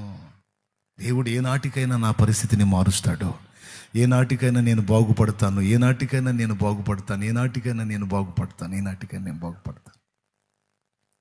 దేవునికి స్తోత్రం. అది చూస్తాడు దేవుడు. వీడు రాజీ పడిపోయాడా లేకపోతే పోరాడుతున్నాడా? వీళ్ళలో ఆశలు చచ్చిపోయినాయా లేకపోతే ఆశలు ఉన్నాయా? ఆశలు ఉన్నోడిని విడిపించడానికి అవకాశం ఉంటుంది, కానీ ఇక ఆశలు లేనోడిని, బాగుపడతానన్న నిశ్చయత నిరీక్షణ లేనోడిని ప్రభు దగ్గరికి పోయి ఇదిగో లేచి నీ పరుపెత్తుకొన్నాడు అంటే ఎట్ట చూస్తాడు? ఏసైకి వెళ్ళి ఏంది లేచి పరుపెత్తుకొని నడవటం, ఈడ లేచేదానికే అవకాశం లేదు, కొంచెం జరిగేదానికే దిక్కు లేదు. నువ్వు లేచి పరుపెత్తుకొని నడువు అనే మాటలు మాట్లాడుతున్నావు. అదే ఉంటే 38 ఏళ్ళు సీనియారిటీ ఇక్కడ. స్తోత్రం. ఎన్నేళ్ళు? అట్లా లేచి పరుపెత్తుకొని నడవగలిగే ఓపిక ఉంటే నేనెందుకు కూర్చుంటా ఇక్కడ? లేదు, ఆ ఛాన్స్ లేదు అనేవాడు. అంతే కదండి మరి. కానీ వారి గుండెల్లో ఆశ ఉంది, నిరీక్షణ ఉంది. ఎప్పటికైనా నేను ఖచ్చితంగా బాగుపడతాననే మొండి విశ్వాసం ఉంది. దాన్నైతే మనం నేర్చుకోవాల్సిందే. యేసు ప్రభు ఎప్పుడైతే నువ్వు లేచి నీ పరుపెత్తుకొని నడువు అన్నాడో వెంటనే వీడు కదలటం మొదలుపెట్టాడు. ఫస్ట్ యేసు ప్రభు దగ్గరికి వచ్చినప్పుడు నాకు తెలిసి వీడు అనుకొని ఉండాలి, అమ్మయ్య నన్ను నీళ్ళల్లో వేసేవాడు వచ్చాడని. కానీ ఆయన ముందుకు వచ్చి నిలబడింది ఎవరు? నేను ఇంకొకటి కూడా అనుకుంటాను, అతడు యేసుని గురించి కూడా విని ఉండొచ్చు, యేసుని గురించి కూడా విని ఉండొచ్చు. లేకపోతే అసలు ప్రయత్నం చేయడు. ఎవరు అయ్యాను లే అంటున్నావు, లేదు ఇక్కడ అనేవాడు. అట్లా నీవు లేచి నీ పరుపెత్తుకొని నడువు అంటే పలికినవాడు రబ్బునే, పలికినవాడు బోధకుడు. పలికినవాడు, ఇప్పటికే ఎన్నో కార్యాలు చేసినవాడని ఎరిగి ఉన్నవాడు ప్రయత్నం చేశాడు. ఆ ప్రయత్నం 38 ఏళ్ల బానిస శృంఖలాలను తెంచి వాణ్ణి నడిచేటట్టు చేసింది. నిన్ను బాగు చేయటానికి దేవుడికి శక్తి ఉంది. నిన్ను విస్తరింపజేయటానికి దేవుడికి శక్తి ఉంది. నువ్వు ఒకటి దయ కోసం ఎదురు చూడటం కాదు, అనేకులకు నీవు చెయ్యి పిడికిలి విప్పి సాయం చేసే స్థితికి నిన్ను తేగల శక్తి నా దేవుడికి ఉంది. అవసరాన్ని బట్టి కొన్ని శ్రమానుభవాలు నీకు, అంతవరకే తప్ప నీ చెయ్యి విప్పి 10 మందికి నువ్వు సాయం చేసే స్థితికి నిన్ను తెచ్చే శక్తి దేవుడికి ఉంది. దాన్ని స్వతంత్రించుకునే విశ్వాసం నీకుందా? దానికోసం చేయవలసిన ప్రయత్నం, చేయవలసిన పోరాటం చేసే దమ్ము నీకుందా? ఉంటే తప్పనిసరిగా నువ్వు ఒంటిగా ఉండవేక, నువ్వు అనేకులకు దీవెనగా మారిపోతావు. నేను గతంలో చాలాసార్లు చెప్పా, ఎవరో ఒకటి ఇచ్చే ఉద్యోగం కోసం నువ్వు కాచుకోవటం కాదు, నువ్వే 10 మందికి జాబ్స్ ఇచ్చేటట్టు దేవుడు చేస్తాడు. ఆ పని చేస్తాడు ఆయన. చేయడా? ఆ శక్తి లేదా దేవుడికి? అరే, గొర్రెలు కాచుకునేవాడిని సింహాసనం ఎక్కించింది ఎవరు? గాడిదలు కాసేవాడిని సింహాసనం ఎక్కించింది ఎవరు? మరి నిన్ను ఎక్కించడా? సాధ్యమే. ఆయన అంటాడు, నా పిల్లలు ఆశీర్వాద కారణంగా ఉండాలి, హ్యాపీగా ఉండాలి, ఉన్నంతలో మనశ్శాంతిగా ఉండాలి, 10 మందికి దీవెనకరంగా ఉండాలనే యేసయ్య కోరుకుంటాడు. కానీ శపించబడిన అనుభవాల్లో మనం ఉండాలనేది ఆయన కోరుకోడు. కొన్నిసార్లు మన విశ్వాసాన్ని, మన త్యాగాన్ని నిరూపించుకోవడానికి అగ్ని లాంటి శ్రమలను అనుమతిస్తే అది విశ్వాస పరీక్ష. సిద్ధంగా ఉండాలి. అవసరమైతే నీ కోసం ప్రాణం పెట్టడానికైనా నేను సిద్ధం ప్రభువా, ఈ ఊపిరి నీ కోసం వదలటానికైనా సిద్ధం.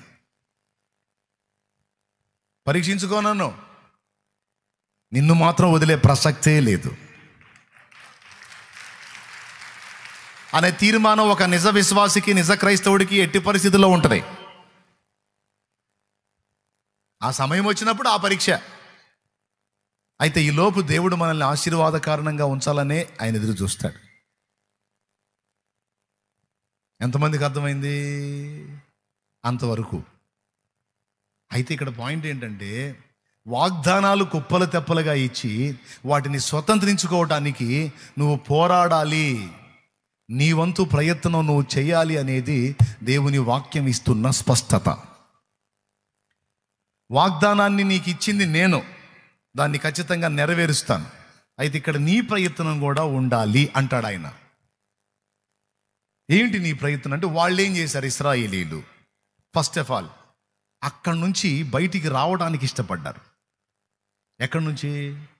ఐగుప్తు దేశం నుంచి బయటికి రావడానికి ఇష్టపడ్డారు.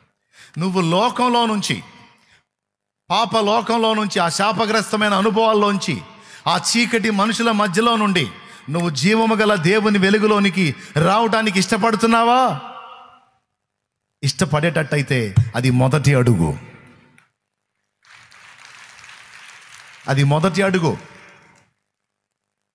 అది వదులుకొని అది ఆ దరిద్రాన్ని వదిలించుకొని రావటం అంత తేలికైన విషయం కాదు. అందరూ మాట్లాడేవాళ్లే. నువ్వు పరిశుద్ధ బైబిల్ గ్రంథం తీసుకొని తెల్లబట్టలు వేసుకొని చర్చికి వస్తుంటే ఎవరు, ఆహా భక్తుడు తయారయ్యాడు అని అందరూ పొడిచేవాళ్లే. విమర్శలకి, ఎగతాళి, హేళన మాటలు దేన్ని లక్ష్య పెట్టకుండా నేను జీవము గల దేవుని వెలుగులోనికి రావడానికి సిద్ధం అని నువ్వు అంటే, దేవుడు నీ చేయి అందుకొని నిన్ను నడిపించడానికి నేను కూడా సిద్ధమేనని దేవుడు అంటాడు. దేవునికి స్తోత్రం కలుగునుగాక. హల్లెలూయా. ఇక్కడ ఉన్న వాళ్ళలో అలాంటి బంధకాల్లోంచి బయటపడ్డోళ్ళు, ఈరోజు దేవుడి చేత నడిపించబడుతున్న వాళ్ళు చేతులు ఎత్తండి. పురుషుల్లో ఎత్తండి, చెబుతా, పురుషుల్లో చేతులు ఎత్తండి. ఒకప్పుడు మీరు అలాంటి లోక బంధకాల్లో ఉన్నారు, పాప బంధకాల్లో ఉన్నారు, వ్యసనపు బంధకాల్లో ఉన్నారు. ఈరోజు వాటన్నిటిని వదిలేసి దేవుని మార్గంలో నడుస్తున్నారు. చేతులు కదిలించండి. అదిగో మిగిలిన వాళ్ళు చూడండి, వాళ్ళు కదిలిస్తున్న చేతులను చూడండి. ఒకప్పుడు లోక బంధకాల్లో, పాపిష్టి బంధకాల్లో, పాప బంధకాల్లో, వ్యసనాల బంధకాల్లో ఉన్నారు. అయితే దేవుని వాక్యం వాళ్ళని దర్శించినప్పుడు వాళ్ళకు నిర్ణయానికి వచ్చారు, ఏమన్నా కానీ నేను దేవుని దగ్గరికి పోవాల్సిందే, యేసయ్యతో కలవాల్సిందే, ఈ పాపిష్టి లోకపు క్రమాలన్నిటిని వదిలేయాల్సిందే, నాకు దొరికాడు, ఆధారం దొరికాడు, నేను ఆయన్ని పట్టుకొని నడవాల్సిందే అని నిర్ణయం చేసి తెగించి ఆ లోకమని ఐగుప్తు నుంచి బయటికి రావటానికి ఇష్టపడ్డారు. ఇది మొదటి సంగతి. దాన్ని వదిలేసి బయటికి వచ్చారు. ఎక్కడికి వచ్చారు? నేరుగా దేవుని మందిరంలోకి వచ్చారు. దేవుని మందిరంలోకి వచ్చి ఇక దేవుని మాట చొప్పున నడవటం మొదలుపెట్టారు. ఇట్లా ఆల్ నైట్కో, ఆదివారమో, శుక్రవారమో, బుధవారమో ఎవరో ఇక పక్కన వాళ్ళు చెప్తారు కదా, వాళ్ళ మాటలను బట్టి నువ్వు వెళ్తున్నావు, నిన్ను చూస్తుంటే నాకు కూడా ఆశ కలుగుతుంది, నేను కూడా ఈ దరిద్ర స్థితి నుంచి బాగుపడతానన్న నమ్మకం నాకు కలుగుతుంది, నేను కూడా నీతో వస్తానని ఎవరినో ఆధారం చేసుకొని వచ్చారు. దేవుని రెక్కల నీడకు వచ్చారు.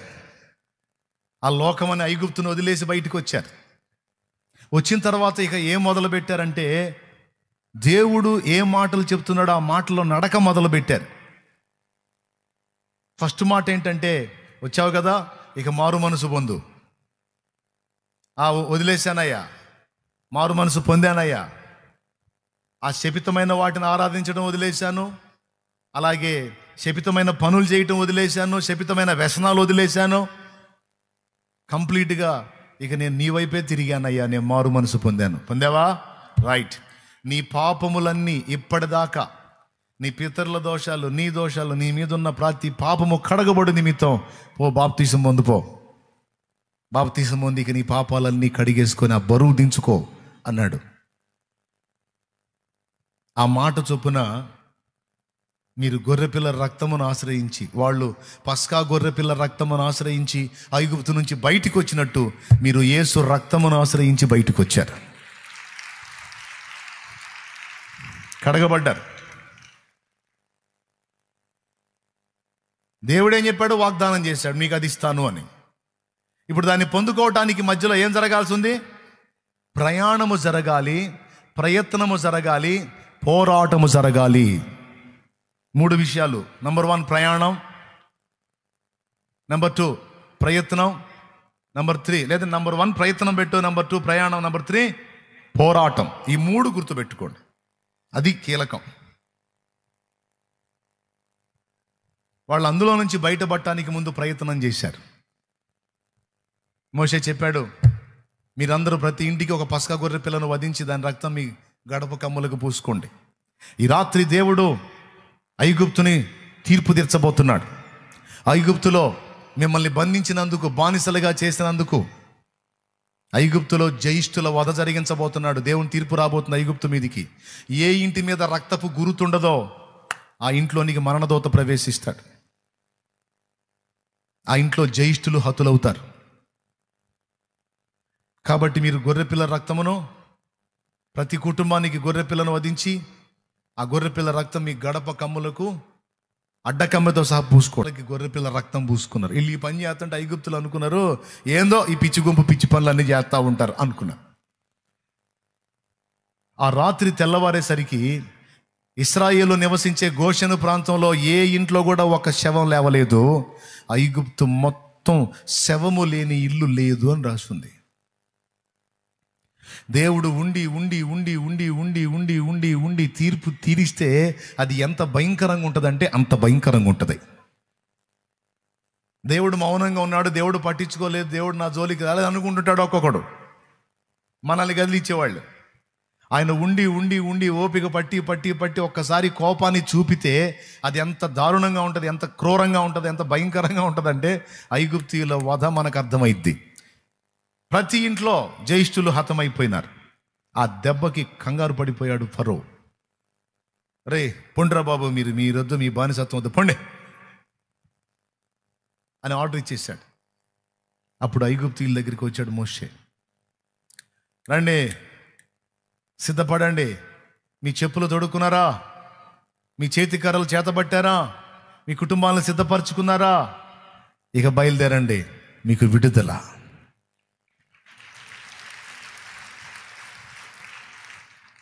బయటికి రావడానికి సిద్ధంగా ముందు సిద్ధపడ్డారు, దేవుడు వాళ్ళని బయటికి తెచ్చాడు. ఈరోజు ఇక్కడ కూర్చున్న వాళ్ళల్లో ఆ లోకమని ఐగుప్తులో నుంచి బయటికి వచ్చి యేసుక్రీస్తు సురక్షితమైన రెక్కల నీడలో ఉండాలని మీలో ఎవరికైనా ఆశ ఉంటే సిద్ధపడండి. యేసు రక్తము చేత నువ్వు విమోచించబడుతున్నావు. యేసు రక్తము చేత నీవు బయటికి విడుదల పొందబోతున్నావు. సిద్ధపడాలి.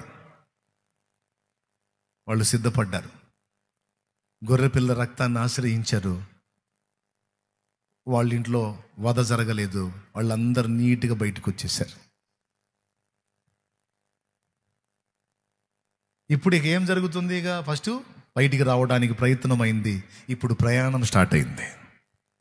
వెంటనే కనానుకు చేరారా? ప్రయాణం ఒకటి ఉంది, పోరాటం ఉంది. ఈ రెండు జరగాలి. దేవుడు వాగ్దానం చేశాడా లేదా? పాలు తేనెలు ప్రవహించే దేశం నీకు ఇస్తానని. అరటి పండు ఒలిచి చేతిలో పెట్టినట్టు శుభ్రంగా ప్రశాంతంగా ఇవ్వాలి. కానీ ఈ ప్రయాణాలు ఏంది, ఈ పోరాటాలు ఏంది ప్రభు అంటే, అవి ఉండయి నాయనా, ఉండాలి, ఉంటాయి. వాటిల్లో నుంచి వచ్చే నువ్వు పొందుకోవాలి. ఇది నా నియమం. శ్రమ పడకుండా ఏది మనకు దక్కుట దేవునికి ఇష్టం లేదు. అది గుర్తుపెట్టుకోవాలి. ప్రయాస పడకుండా ఏది మనకు అందించుట దేవునికి ఇష్టము లేదు. ఇది దేవుని నియమం. మీకు సింపుల్గా ఒక గుర్తు చెప్తా. ఏదెన్లో తోట వేసాడు కదా దేవుడు. తోట వేసాడు కదా, రకరకాల పండ్లు ఇచ్చే చెట్లు, రకరకాల వృక్షాలు. ఆదామును ఊరక కూర్చోబెట్టాడా లేదా పని చేయమన్నాడా? పెద్దగా చెప్పాలి. ఏం పని చేయమన్నాడు? ఏదెన్లో ఉన్న తోటను సేద్యపరచమని చెప్పాడు. ఏం చేయమని చెప్పాడు? నాకు డౌట్ వచ్చింది. ఇంత పెద్ద తోట వేసి చక్కగా కూర్చొని తిను, హాయిగా ఉండు నాయన ఆదాం అనొచ్చుగయ్యా. మళ్ళా సేద్యం ఏంది అంటే, పని లేకపోతే మనుషులు ఏ విధంగా తయారవుతారో దేవుడికి తెలుసు. శ్రమానుభవం లేకపోతే వానికి సుఖానుభవమే పెద్ద శ్రమానుభవం లాగా ఉంటుంది.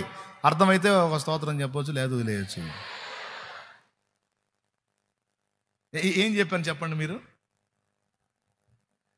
శ్రమానుభవం లేకపోతే సుఖానుభవం అర్థం కాదు. సుఖానుభవమే పెద్ద శ్రమానుభవం లాగా ఉంటుంది. కొంతమంది తరచు మాట్లాడతారు. రోజు పని చేస్తుంటారే, రోజు పనికి వెళ్ళి పని చేస్తూ ఉంటారే, వాళ్ళు అప్పుడప్పుడు సణుగుతూ ఉంటారు. నా బతుకంతా చేయటమే, చాకిరే. ఆఖరికి ఆదివారం సెలవు వచ్చిందంటే ఆ శాల ఏమన్నా వదిలిపెట్టట్లా. ఆదివారం దేవుడి రోజు అంటాడు, రాకపోతే మామూలుగా ఉండదు అంటాడు. ఏం చేయాలి? నా జీవితం అంతా కష్టం చేయటమే. ఇప్పుడు అయిపోయిందా? ఇంకా కాసేపట్లో కూటం అయిపోయిద్దా? ఇంటికి పోతానా, ఏదో ఒక ముద్ద తిని అదుగో ఇది కనగానే తెల్లారిద్ది. మళ్ళా లేచి పొలోమని పోవాలా. నా బతుకంతా కష్టం చేయటమే, నా బతుకంతా చాకిరి చేయటమే. ఏందో నా దరిద్రం. అబద్ధాలు ఆడుకుని చెప్పండి. అలా ఎంతమంది అనుకున్నారో చేతులు ఎత్తండి. ఇదిగో మీరు చేతులు ఎత్తారు. ఆడవాళ్ళు యథార్థంగా చేతులు ఎత్తారు. పండు తింటే తిన్నారు కానీ మీరు యథార్థం చెప్పండి. బాధపడ్డావా? అభ్యంతరపడ్డా? నా బతుకంతా ఏందిరా నాయన, నాకు సుఖం లేదా నా జీవితానికి? ఓకే, ఇప్పుడు నీకు సుఖం కావాలి అంతే కదా? రైట్, నేను చెబుతా. ఒక వారం రోజులు నిన్ను ఏసీ గదిలో పెడతా, నీకు సుఖం కావాలి అంతే కదా? రోజు పని, ఉద్యోగం, వ్యాపారం. నా బతుకంతా చాకరీ చేయటమే. నా బతుకు సుఖం లేదు, సంతోషం లేదు, ఆనందం లేదు. ఇదేగా ఏడుపు. సరే, వారం రోజులు నీకు సుఖం కావాలి అంతే కదా? వారం రోజులు నిన్ను ఒక తోట, మన ప్రేయర్ గార్డెన్ ఉంది కదా, ఆ గార్డెన్లో ఒక ఏసీ గది సిద్ధపరిచి నీకు కేటాయించి తోటలోనే ఉంచుతా. 7 రోజులు తోట వదిలిపెట్టి బయటకు రాకూడదు.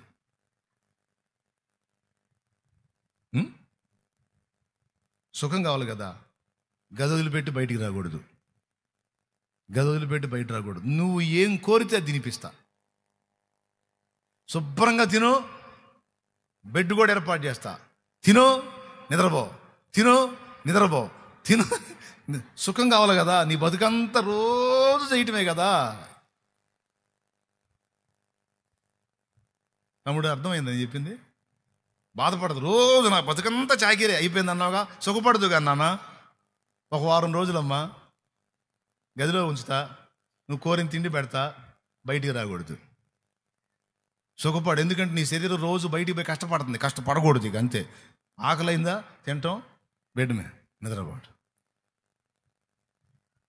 ఎన్ని రోజులు ఉంటావు? సరిగ్గా బుర్ర పని చేస్తే చెప్పు, నాకు ఎన్ని రోజులు ఉంటావు? మహా ఉంటే ఒక్క రోజు ఉంటావేమో. ఆ ఒక్కరోజు కూడా బయట రాకుండా ఉండలేవు, అదొక జైలు లాగా ఉంటుంది. అంతా బాగానే ఉంది కానీ బయట రావద్దండి అన్నయ్య. నువ్వు బయటికి పోయి కష్టపడుతున్నావు, నువ్వు ఏడ్చావు ఒక రోజు, ఇంకొద్దు, అసలు నువ్వు కాలు కింద పెట్టకూడదు. అవసరమైతే తమ్ముడా నువ్వు సిద్ధపడ్డావని అట్టు ఉండటానికి 2 తమ్ముళ్ళని కూడా ఏర్పాటు చేస్తా, మా పరిచారకుల్ని. ఇక వాళ్ళు లేదు, కాళ్ళు చేతులు ఒత్తుతూ ఉంటారు, ఇక నువ్వు సుఖపడాలా.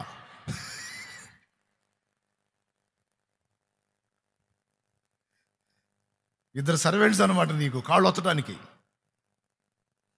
ఇక అంతే, శుభ్రంగా నువ్వు తింటాం,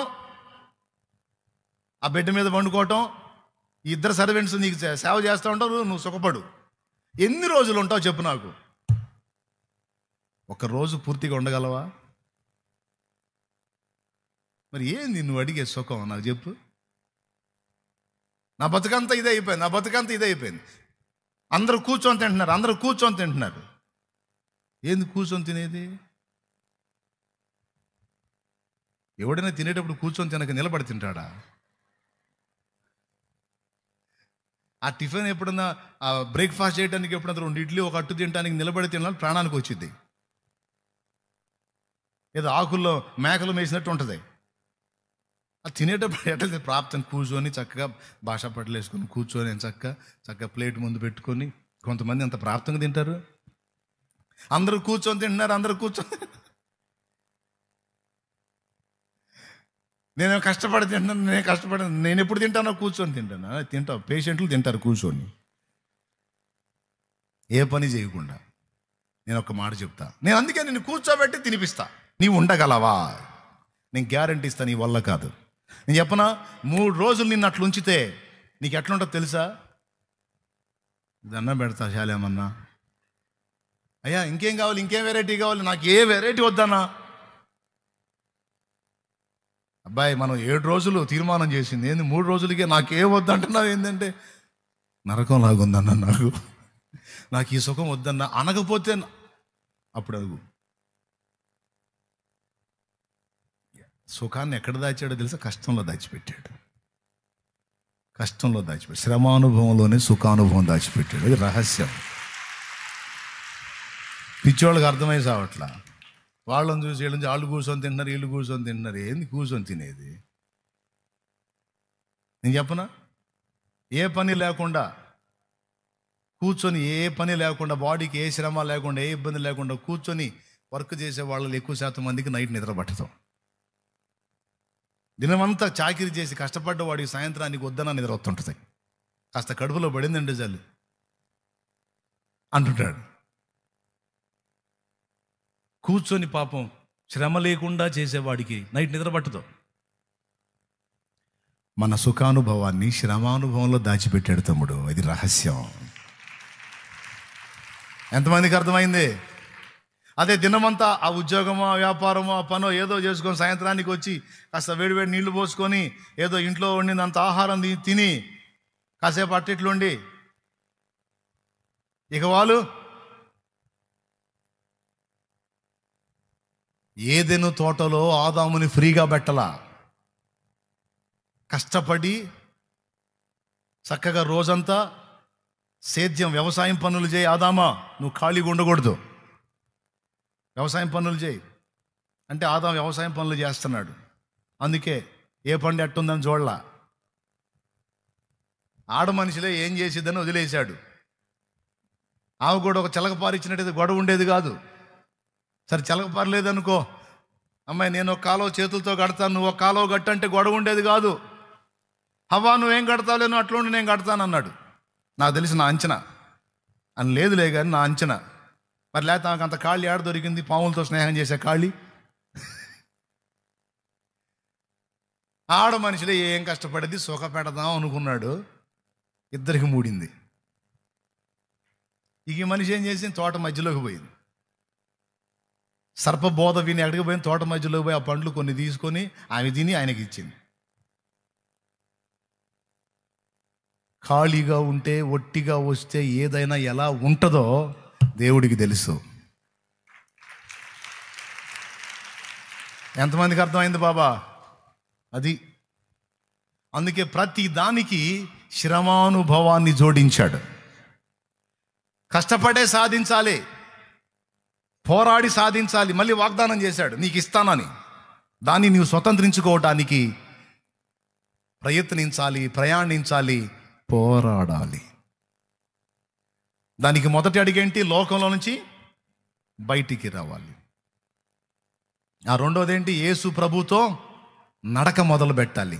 ఇక ఆయన మాటలలో జీవితాన్ని డిజైన్ చేసుకోవటం మొదలు పెట్టాలి. నేను చెబుతున్నా, అన్ని నాళ్ళు నువ్వు అనుభవించని ఆనందాన్ని యేసయ్య మాటలలో నువ్వు బ్రతుకుట ద్వారా అనుభవించకపోతే నన్ను అడుగు. కన్ఫర్మ్. దేవునికి స్తోత్రం. ప్రయత్నం, యేసుతో ప్రయాణం, మధ్య మధ్యలో పోరాటం. ఇందాక చెప్పింది గుర్తుందిగా, శ్రమానుభవం లేకపోతే సుఖానుభవం అర్థం కాదు. ఆ సుఖానుభవమే పెద్ద శ్రమానుభవం లాగుంటుంది. అందరూ కూర్చొని తింటున్నారు అంటే ఆ కూర్చొని పని చేసేవాడు అంటాడు, వాడికి ఏం తెలుసురా నా బాధ, వాడిని రమ్మనరా, వాడిని కూర్చొని చేయమనరా ఈ పని, నరకం కనపడుతుందిరా నాకు అంటాడు. ఇప్పుడు ప్రశాంతంగా అందరికీ శ్రమానుభవంలోనే సుఖం. కాబట్టి ఇప్పుడు ఏంటి? అరటి పండు ఒలిచి చక్కగా ఇదిగో నోటికి అందిస్తున్నాను తిన్నాయనా అన్నట్టుగా చేయలే. అదిగో నేను వాగ్దానం చేసిన భూమి పోయి స్వాధీనపరుచుకో అన్నాడు. మధ్యలో ప్రయాణాలు, పోరాటాలు, విశ్వాస పరీక్షలు. ఈరోజు మనకి భూ సంబంధమైనవి, పర సంబంధమైనవి బోల్డన్ని వాగ్దానం చేసిన దేవుడు వాటన్నిటిని స్వతంత్రించుకోవటానికి నీ వంతు ప్రయత్నం, ప్రయాణం, పోరాటం ఆశిస్తున్నాడు. అవి లేకుండా నువ్వు స్వతంత్రించుకోలేవు. అది దేవుడు పెట్టిన నియమం. ఆదాం మొదలుకొని ఈనాటి వరకు ప్రతి నరుడికి దేవుడు పెట్టిన నియమం. అనేక హింసలు పొందిన మీదట మనం పరలోక రాజ్యములో ప్రవేశింపవలెను. ఆయనతో పాటు శ్రమను అనుభవించిన వారమైతే రేపు ఆయనతో పాటు ఏలుదము అన్నాడు. యేసుతో పాటు ఏలాలంటే యేసయ్యతో పాటు భూమి మీద శ్రమానుభవం కూడా మనం అనుభవించాలి. ఇప్పుడు ఒక పాట పాడుకుందాం. కాల్చబడకపోతే స్వర్ణం విలువ పొందలేదు, చీల్చబడకపోతే మేఘం వర్షాన్ని ఇవ్వదు. కాల్చబడకపోతే విలువ పొందలేదు, చీల్చబడకపోతే మేఘం వర్షాన్ని ఇవ్వదు. దున్నబడకపోతే భూమి పంటనివ్వలేదు, చెక్కబడక శిల్పం కాదు. శ్రమల కొలిమిలో కాలకపోతే యేసు రూపు రాదు. నువ్వు శ్రమల కొలిమిలో కాలకపోతే యేసు రూపు రాదు. నమ్మునేస్తమా, ఇది సత్యం, వీడబోకుమా. విశ్వాసం నీ ఆశ నిరాశ కానే కాదు, వేదన ఎందుకు. నీ కన్నీరు కలకాలముండదు, కలతే చెందకు. దేవునికి మహిమ. నా కుమారుడా, నీ ద్వారా విస్తారంగా ఆత్మల్ని రక్షించాలి. నేను నీకు వాగ్దానం చేస్తున్నాను. అనేక ఆత్మల్ని రక్షించడానికి నేను నీకు తోడై ఉంటాను. ఇది ప్రామిస్. Thank you lord. శుభ్రంగా రోజుకు 3 సార్లు తిని 2 సార్లు నిద్రపోనాయన. కుమారుడా, శాలేము రాజా, విస్తారమైన ఆత్మల్ని నేనే నీకు ఇస్తా. నీకెందుకు? నువ్వు రోజు 3 సార్లు తిను, 2 సార్లు నిద్రపో అన్నాడా? వాగ్దానం చేశాడు. జనులు తక్కువ మంది కాకుండా నేను వారిని విస్తరింపజేసేదను, అల్పులుగా గాక ఘనులుగా నేను వారిని చేస్తాను, నీకు విస్తారమైన ఆత్మలను ఇస్తాను అని ఆయన ప్రామిస్ చేశాడు. ఇప్పుడు ఆ ప్రామిస్ని పొందుకోవడానికి గత 18 సంవత్సరాలుగా మన ప్రయత్నాలు, మన ప్రయాణాలు, మన పోరాటాలు, మన అంటే మీది కాదు నాది, స్తోత్రం. ఏమంటే ఒట్టిగా అయిందా? మరి వాగ్దానం చేశాడుగా, ఇస్తానని వాగ్దానం చేశాడు, సిద్ధపరిచి ఉంచాడు. వాటన్నిటిని నీవు మనం ప్రయాసపడి అందిపుచ్చుకోవాలి. లేకపోతే ఎట్లా సాధ్యం? ఇక ఒక్కొక్క వ్యక్తి తిన్నానో తినలేదో, నిద్రపోలేదో, ఎన్ని రోజులు ఈ కడుపు మాడిందో, ఎన్ని కన్నీళ్లు గారినాయో, ఎంత ప్రయాస. బిడ్డ నొప్పులు పడుతుంటే తల్లి నా దగ్గరకు వచ్చింది. బిడ్డను కన్న తల్లి తన కుమార్తె నొప్పులు పడుతుంటే, స్టార్టింగ్లో పరిచర్య ఆరంభంలో అమ్మాయి నొప్పులు పడుతుంది, బీపీ పెరిగిపోతుంది, డేంజర్ అని డాక్టర్లు అంటున్నారయ్యా, నిన్ను చూస్తే కంట్రోల్ అయ్యిద్ది, నువ్వు రా. ఎన్నింటికి? నైట్ 11ంటికి పోయా. ఇప్పుడు నేను పొద్దంతా అటు ఇటు తిరిగి బాగా ఒళ్ళంతా అలిసిపోయి ఉంది. అందులో ఆ రోజు 1-2 కూటాలు జరిగినాయి. ఒళ్ళు గుల్లయి ఉంది, ఏం లేదు. నన్ను ఎవరు కదిలించకపోతే కాసేపు నిద్రపోదామని ఫీల్ అవుతున్నప్పుడే వచ్చి, నువ్వు రాకపోతే బిడ్డ చేతికి వచ్చేటట్లేదయ్యా, అయ్యా టెన్షన్ పడ్డావు కొత్త. పోతే ఆ బిడ్డ బీపీ పెరిగిపోతుంది, అది 200 దాటుతుంది. నిండు నెలల గర్భిణి. ఆ రోజు ఆమెకి సర్జరీ చేసి బిడ్డను తీయాలి. దగ్గరికి పోయి చేయబట్టుకున్నా. ఎందుకురా తల్లి, ఏమైందిరా? ఏసై ఉన్నాడమ్మా, భయపడవు, నేను కూడా ఉంటాను, నీకు మంచి బిడ్డని ఇస్తాడు దేవుడు, ధైర్యంగా ఉండు, నేనున్నాగా అని ఆమె చేయబట్టుకొని ఆమెను ధైర్యం చేస్తే ఆ 200 దాటింది, 160కి వచ్చింది.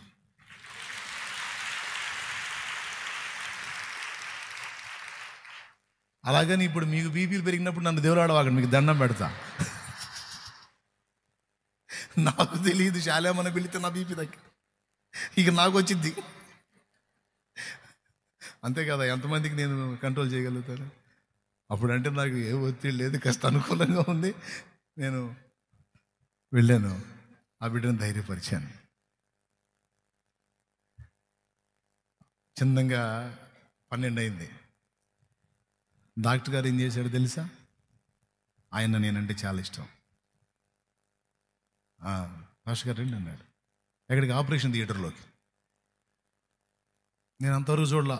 సర్జరీ. ఏం కదా, నువ్వు సేవకుడు ఇదా, ఏం కదా అని చెప్పి లోపల తీసుకెళ్ళాడు. ఇక నా ముందు ఇప్పుడు ఆ పిల్ల భయపడుతుంది. మరి ఆమె చేయబట్టుకొని నేను ఏం కదా, బీపీ నార్మల్గా వచ్చింది. ఇక మళ్ళీ పెరగకుండా అన్నమాట. నేను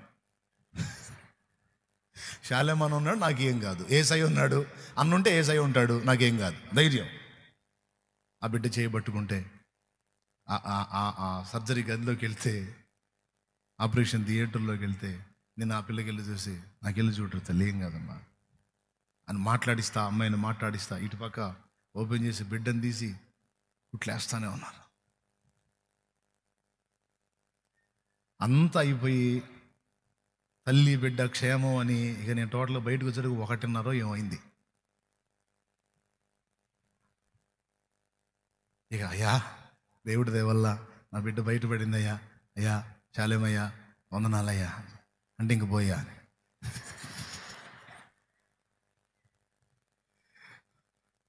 మరి ఇంకేం చేద్దాం, కష్టపడ్డావు బిడ్డ, ఇంక పోయా, రెస్ట్ తీసుకోపోయాను నేను. అలాంటి అనుభవాలు ఎన్నో. బాధల్లో ఉన్నోళ్ళు, వేదనలో ఉన్నోళ్ళు, హాస్పిటల్లో ఉన్నోళ్ళు, సమస్యల్లో ఉన్నోళ్ళు, కొట్లాడుకున్నోళ్ళు, ఒక్కోసారి భార్యాభర్తలకు పడిద్ది. బ్రదర్, ఒక పరిచర్య జరిగింది అంటే దానికి ఏ విధమైన ప్రయాసం ఉండాలి? అరటిపండు తీసుకొచ్చి నోట్లో పెట్టినట్టుగా ఈజీగా చేశాడా? వాగ్దానం, పెద్ద వాగ్దానం ఇచ్చాడు, దాన్ని పొందుకోవటానికి తగినంత పెద్ద ప్రయాస కూడా ఏర్పరిచి పెట్టాడు. ఊరకుందా? నిద్రపోనిచ్చారా? ఒక్కోసారి రేకుడోరు, మా ఇంటికి అక్కడ శాంతినగర్లో రేకు డోరు గాలి తోలితేనే ఫళ అంటది. 2ంటికి వస్తారు, పెటామని పోతారు దాన్ని. లోపల గదిలో ఉన్న ఎగిరిపడలేవాలా. నేను వచ్చిందాక పోతున్నాడు బెయ్యి అన్నా అన్నా అన్నా అని. బామ్మ ఏం జరిగింది? సత్తా పోతే పరిగెత్తాడు. అప్పటికి నలుగురు పట్టుకుంటారా అని ఏ అంటూ ఉంటుంది. ఓరే నాయన ఏమి దెయ్యమా, ఈ అర్ధరాత్రే దొరికిందా? కూటానికి పోయి వచ్చానే, ఇప్పుడే పండుకున్నా, 2 అయింది, నిద్ర పట్టా కాదండి అయ్యా తీసేపండి. అల్లాడుతుందన్నా, ముళ్ళ చెట్లో గురుగుతుందన్నా. మరి ఆడి గురికి దయ్యం పెట్టిన మనిషి ప్రశాంతంగా ఉంటుందా? పండు బాబా తీసిపండి. తీసుకెళ్ళిన మందిరంలో కూర్చోబెట్టి ప్రార్థన చేసి ఆ దురాత్మ దాన్ని ఎల్లగొట్టి ఆ మనిషిని శాంతింపజేసి ఇక ఆ మనిషి ప్రశాంతంగా ఉండి నార్మల్గా నవ్వుతా లైన్లోకి వచ్చిన దాకా ఆ మనిషితో మాట్లాడి వాళ్ళకి అప్పచెప్పేటప్పటికి అది 4 కావచ్చు, 5 కావచ్చు, కోడి కొయ్యొచ్చు. కొన్ని ఒరిజినల్ దెయ్యాలు ఉంటాయి, కొన్ని పగ దెయ్యాలు ఉంటాయి, పగ సాధింపు దెయ్యాలు ఉంటాయి. భర్త వీక్నెస్ని కనిపెట్టి అడుగునే వాళ్ళు ఉంటారు కొంతమంది. ఇప్పుడు దురాత్మ వెళ్ళిపోయింది, ప్రార్థన చేశాను, వెళ్ళిపోయింది అంటే కొంచెం దూరం తీసుకెళ్ళి మళ్ళీ పరిగెత్తుతాడు. అన్నావు అన్నా అని. ఏంటంటే ఇట్ట చూసింది అంటాడు. ఊరే నాయనా, నువ్వేం మనిషి రాజు, ఇట్ట చూసింది అన్నా, కళ్ళని గుడ్లన్నీ బయటికి తీసి గుండె బయలు. లాభం లేదు కానీ ఇంటికి వెళ్ళవాకు, మందిరంలోనే ఉండండి. ఎందుకు నన్ను కూడా నిద్రపోనిడికి మళ్ళీ వస్తుంటాడు. ఇట్లాంటి ఎన్నో నిద్రలేని రాత్రులు ఎన్నో, ఆకలితో మాడిన దినాలు ఎన్నో.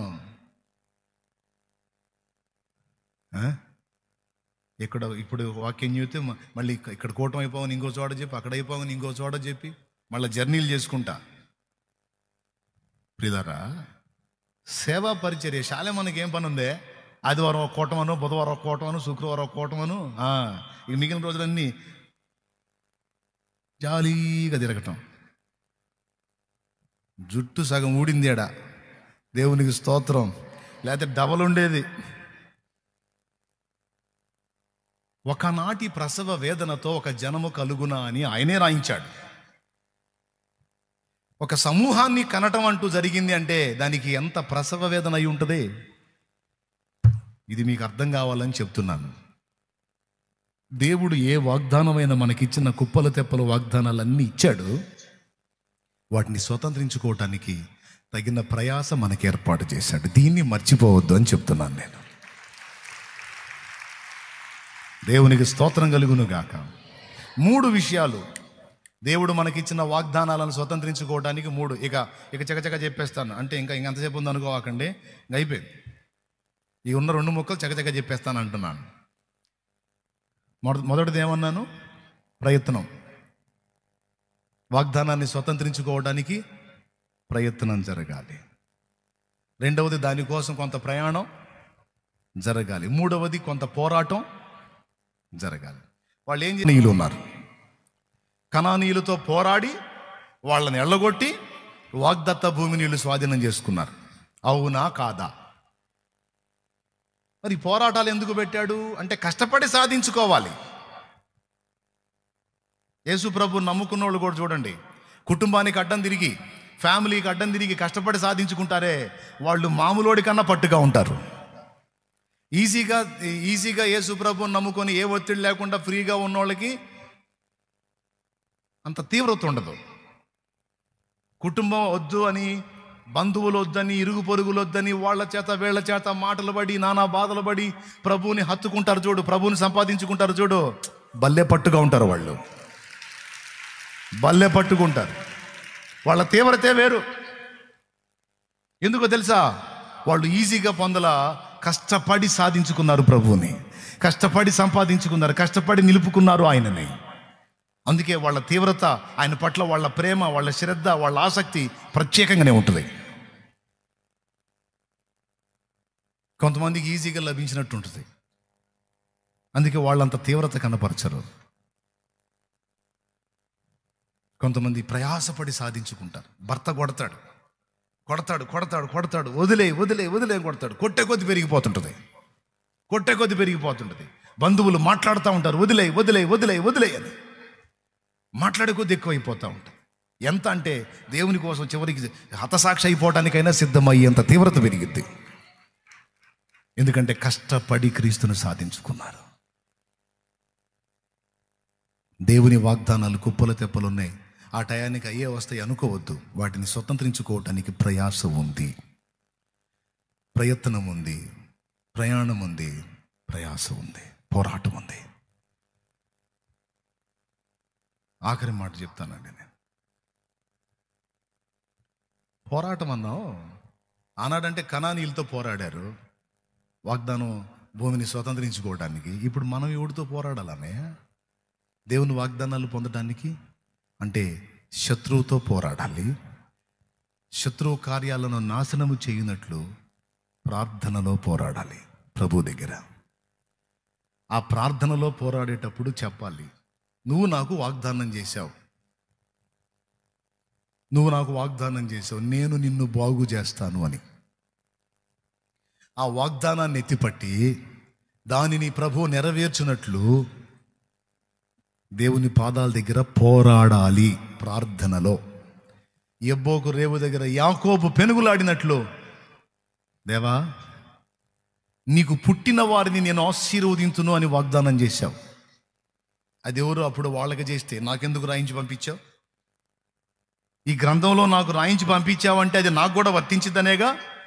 ఓకే, నేను స్వతంత్రించుకున్నా. నువ్వేమన్నావు? నీకు పుట్టిన వారిని నేను ఆశీర్వదిస్తాను అన్నావు. మరి అళ్ళేంది గాలికి తిరుగుతున్నారు ఏందాళ్ళు? అళ్ళేంది గాలికి తిరుగుతున్నారు ఏందాళ్ళు? గాలోళ్ళు అయ్యారేంది? దరిద్రులు అయ్యారేంది? మరి నాకు వాగ్దానం చేసావుగా, ఏంది దాని సంగతి ఏంది అని ఆ వాగ్దానాన్ని ఎత్తిపట్టి, నీకు పుట్టిన వారిని నేను ఆశీర్వదిస్తాను అన్నావు కదా, నా సంతతి సంగతి ఏంటి? పట్టించుకోవా? వాళ్ళని కదిలించవా? వాళ్ళతో మాట్లాడవా అనే ఆ అంశం మీద నువ్వు రోజు పెనుగులాడాలి. ఆయన తన వాగ్దానాన్ని నెరవేర్చి నీకు చూపించేంత వరకు, ఏ ఏ విషయాలలో నువ్వు వాగ్దానాన్ని ఎత్తిపట్టావో ఆ విషయంలో అది నెరవేర్చబడినంత వరకు నువ్వు ప్రార్థన పోరాటము మానకూడదు.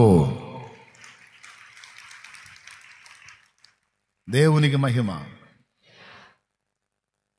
దేవుడు కొన్ని కొన్ని సన్నివేశాలు రప్పిస్తాడు, వాటిని వినియోగించుకోవాలి. అవకాశం దొరికినప్పుడు నీ పిల్లలే నిన్ను అడిగేటట్టు చేస్తాడమ్మా, ఏందో నాకు కొంచెం గిల్టీగా ఉంది, కొంచెం ప్రేయర్ చేయి. దా చేస్తుందా? నాయన నాకేందో కొంచెం ఈరోజు దేవుని సన్నిధికి వెళ్ళాలనిపిస్తుంది. రైట్ పద.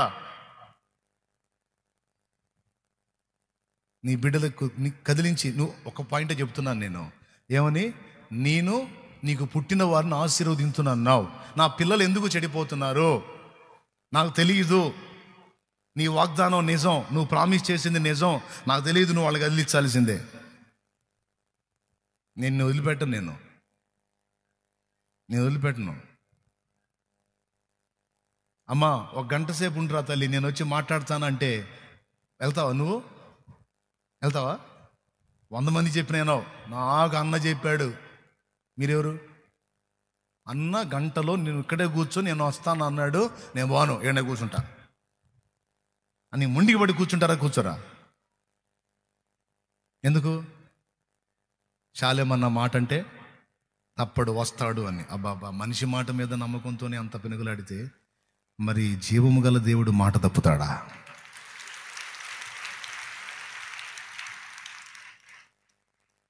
కాబట్టి నేను వదిలిపెట్టను దేవా. ఒక పాయింట్ అంటే ఒక బిడ్డల మీద పోల్చి చెప్తున్నాను. ఇక ఏ విషయంలోనైనా అదే పట్టుబట్టాలి నువ్వు. రెండవది ఏం చేయాలి? ప్రామిస్, వాగ్దానం పొందడానికి ప్రయాస ఉంది అనేది మర్చిపోవద్దు. అది సులువుగా అరటి పండు ఒలిచి చేతిలో పడ్డట్టుగా నీ చేతిలో పడదు. దానికోసం నువ్వు పోరాటాలు చేయాలి. ఆ వాగ్దానాన్ని స్వతంత్రించుకోవటానికి నువ్వు ప్రయాణం చేయాలి, ప్రయాసపడాలి, కష్టపడాలి, సాధించాలి. అక్కడ అసలు ఇవన్నీ లేకుండా ఇచ్చేస్తాడు దేవుడు. ఆయనకేం పెద్ద రిస్క్ కాదు. ఆయన నీకు వాగ్దానం చేసినవన్నీ నువ్వేం రిస్క్ చేయకుండా, కష్టపడకుండా ఇచ్చేస్తాడు నీకు. కానీ అక్కడ నీ వీరత్వం, శూరత్వం బయటపడదు. ఆయన ఎట్ట చేస్తాడు తెలుసా?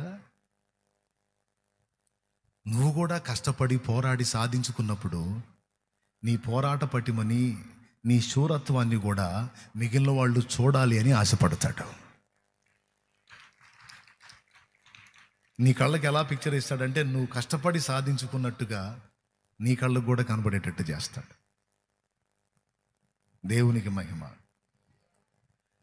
అలా కష్టపడి సాధించుకునేటట్టు చేసి నీకు ఇంకొక పని చేస్తాడు, దాని విలువ నీకు అర్థమయ్యేటట్టు చేస్తాడు. కష్టపడి సాధించి ప్రయాసపడి ఇప్పుడు పశువు ఉంది. మొన్న ఆవు తన దూడని ప్రసవించడం చూశాను నేను. బాగా వేదన పడింది పాపం. వేదన పడి ఆ బిడ్డని, ఆ ఆవు దూడని కన్నది. అది ఈనిన తర్వాత అమ్మ ఎంత ప్రేమిస్తుందో దాన్ని, ఎంత సంతోషిస్తుందో ఆ దూడను చూసుకొని. ఆ దూడ కొంచెం అట్లా అంటే అంటుంది, దాన్ని అటు కదలనేటిది కదా, దాన్ని ఎంత ఆప్యాయంగా హత్తుకుంటుంది. అదే వత్సల అంటే గోవు, వాత్సల్యం అంటే దాని దగ్గరే చూడాలి. వాగ్దానం ఇచ్చి దాన్ని నువ్వు కష్టపడి సాధించుకునేటట్టు చేసి దాని విలువ ఎప్పుడు నువ్వు తృణీకరించకుండా ఉండేటట్టు చేస్తాడు. ఇప్పుడు ఎంతో ప్రయాసపడితే ఇంత పరిచర్య జరిగింది. చిన్న ఎగ్జాంపుల్ నా మీదే పోల్చి చెప్తా. ఎంతో ప్రయాసపడితే మనిషిని కట్టుకుంటూ వస్తే ఒక పరిచారకులు, సంఘము, సేవ, అనేక సంఘాలు, సేవకులు, ఒక మినిస్ట్రీ ఫామ్ అయింది. దీనికోసం 18 సంవత్సరాల ప్రయాసం ఉంది. ఇంత కష్టపడి పొందిన దీన్ని ఇప్పుడు నేను తృణీకరించగలనా? పెద్దగా చెప్పండి. అయ్యా, నువ్వు రూపాయికి సంపాదించి దాచిపెట్టి ఒక కుప్ప చేశావు. నువ్వు దాన్ని తృణీకరించగలవా? నువ్వు ఎంత కోటీశ్వరుడు అయినా సరే ప్రతిదానికి లెక్క అడుగుతావు. ఎందుకు? రూపాయి కూడేసి కష్టపడి చెమటోడ్చి చాకిరి చేసి నానా బాధలు పడి నువ్వు ఆర్జించావు. నీ కొడుకు లైన్లోకి వస్తాడు, 1000 రూపాయలంటే ఇసిరేస్తుంటాడు వాడు. ఎందుకు? వాడికి దాని విలువ తెలియదు. వాడికి ఊరకు వచ్చింది అది, వాడు కష్టపడకుండా వచ్చింది అది, వాడు చెమటోడ్చకుండా వచ్చింది అది. ఆ బాధ అంతా నీది. నువ్వేమో అరే వెయ్యేందుకురా రే అంటుంటాడు. ఉండు డాడీ, 1000 రూపాయల కాడ కూడా ఊరకన్నా నసుకుతావు. రే, మొదటిసారి నేను కూలి పనికి వెళ్ళినప్పుడు నాకు ఎంత ఇచ్చారో తెలుసా? 8 రూపాయలు రా అన్నాడు ఒక తండ్రి. కొడుకు డబ్బులు ఎట్టబడితే అట్ట వెదజల్లుతుంటే, రే 1000 అంటే నీకు లెక్కలేదు, 8 రూపాయలు రా నా కూలి. 8 రూపాయల కూలి నుంచి కష్టపడి ఈరోజు ఈ స్థాయికి తెస్తే నీకు 1000 అంటే లెక్కలేదు, 10,000 అంటే లెక్కలేదు, 1,00,000 అంటే లెక్కలేదు. ఏంట్రా అని మొత్తుకుంటాడు. ఎందుకంటే కష్టపడ్డాడు కాబట్టి. వాడికి ఆ ఫీలింగ్ ఉండదు. ఎందుకు? కష్టపడకుండా పొందాడు కాబట్టి. ఇప్పుడు చెప్పండి, ఎంత గొప్ప స్వాస్థ్యమైనా కష్టపడితే విలువ తెలిసిద్దా, కష్టపడకుండా విలువ తెలిసిద్దా? అందుకే వాగ్దానాలు కుప్పలు తెప్పలు ఉన్నా అవన్నీ ప్రయాసపడి పోరాడి వాటిని మనం స్వతంత్రించుకునేటట్టు దేవుడు నియమించాడు. ఎందుకు? దాని విలువ కూడా తెలియాలని. కాబట్టి నేను చెప్తున్నాను, ప్రయత్నం చేయాలి. ఫస్ట్ దేవుడు మాట్లాడాడు నాతో, నాకు సహాయం చేస్తానన్నాడు అని నా వంతు ప్రయత్నం. ఇది సేవలో. అలాగే నీకు భూ సంబంధమైన ఆశీర్వాదాల కోసం, వాగ్దానాల కోసం కనిపెట్టావు అనుకో, అవి నెరవేరున్నట్లు నీ వంతు ప్రయత్నం నువ్వు మొదలు పెట్టాలి. అంతేకాదు, ప్రయత్నం మొదలు పెట్టగానే డింగ్ మన వచ్చి పడిపోదు. కొంత ప్రయాణం నడవాలన్నా ఒకటొకటిగా అందిస్తాడు. నువ్వు ఆయాసం పెంచుకోకుండా ప్రశాంతంగా ఒక్కొక్కటి అందుకుంటా ముందుకు సాగాలి. మధ్యలో పోరాటాలు ఎదురవుతాయి, వాటిని కూడా సాధించాలి. ఆ పోరాటాలతో పాటు దేవుని పాదాల దగ్గర వాగ్దానాన్ని ఎత్తిపట్టి పోరాడాలి.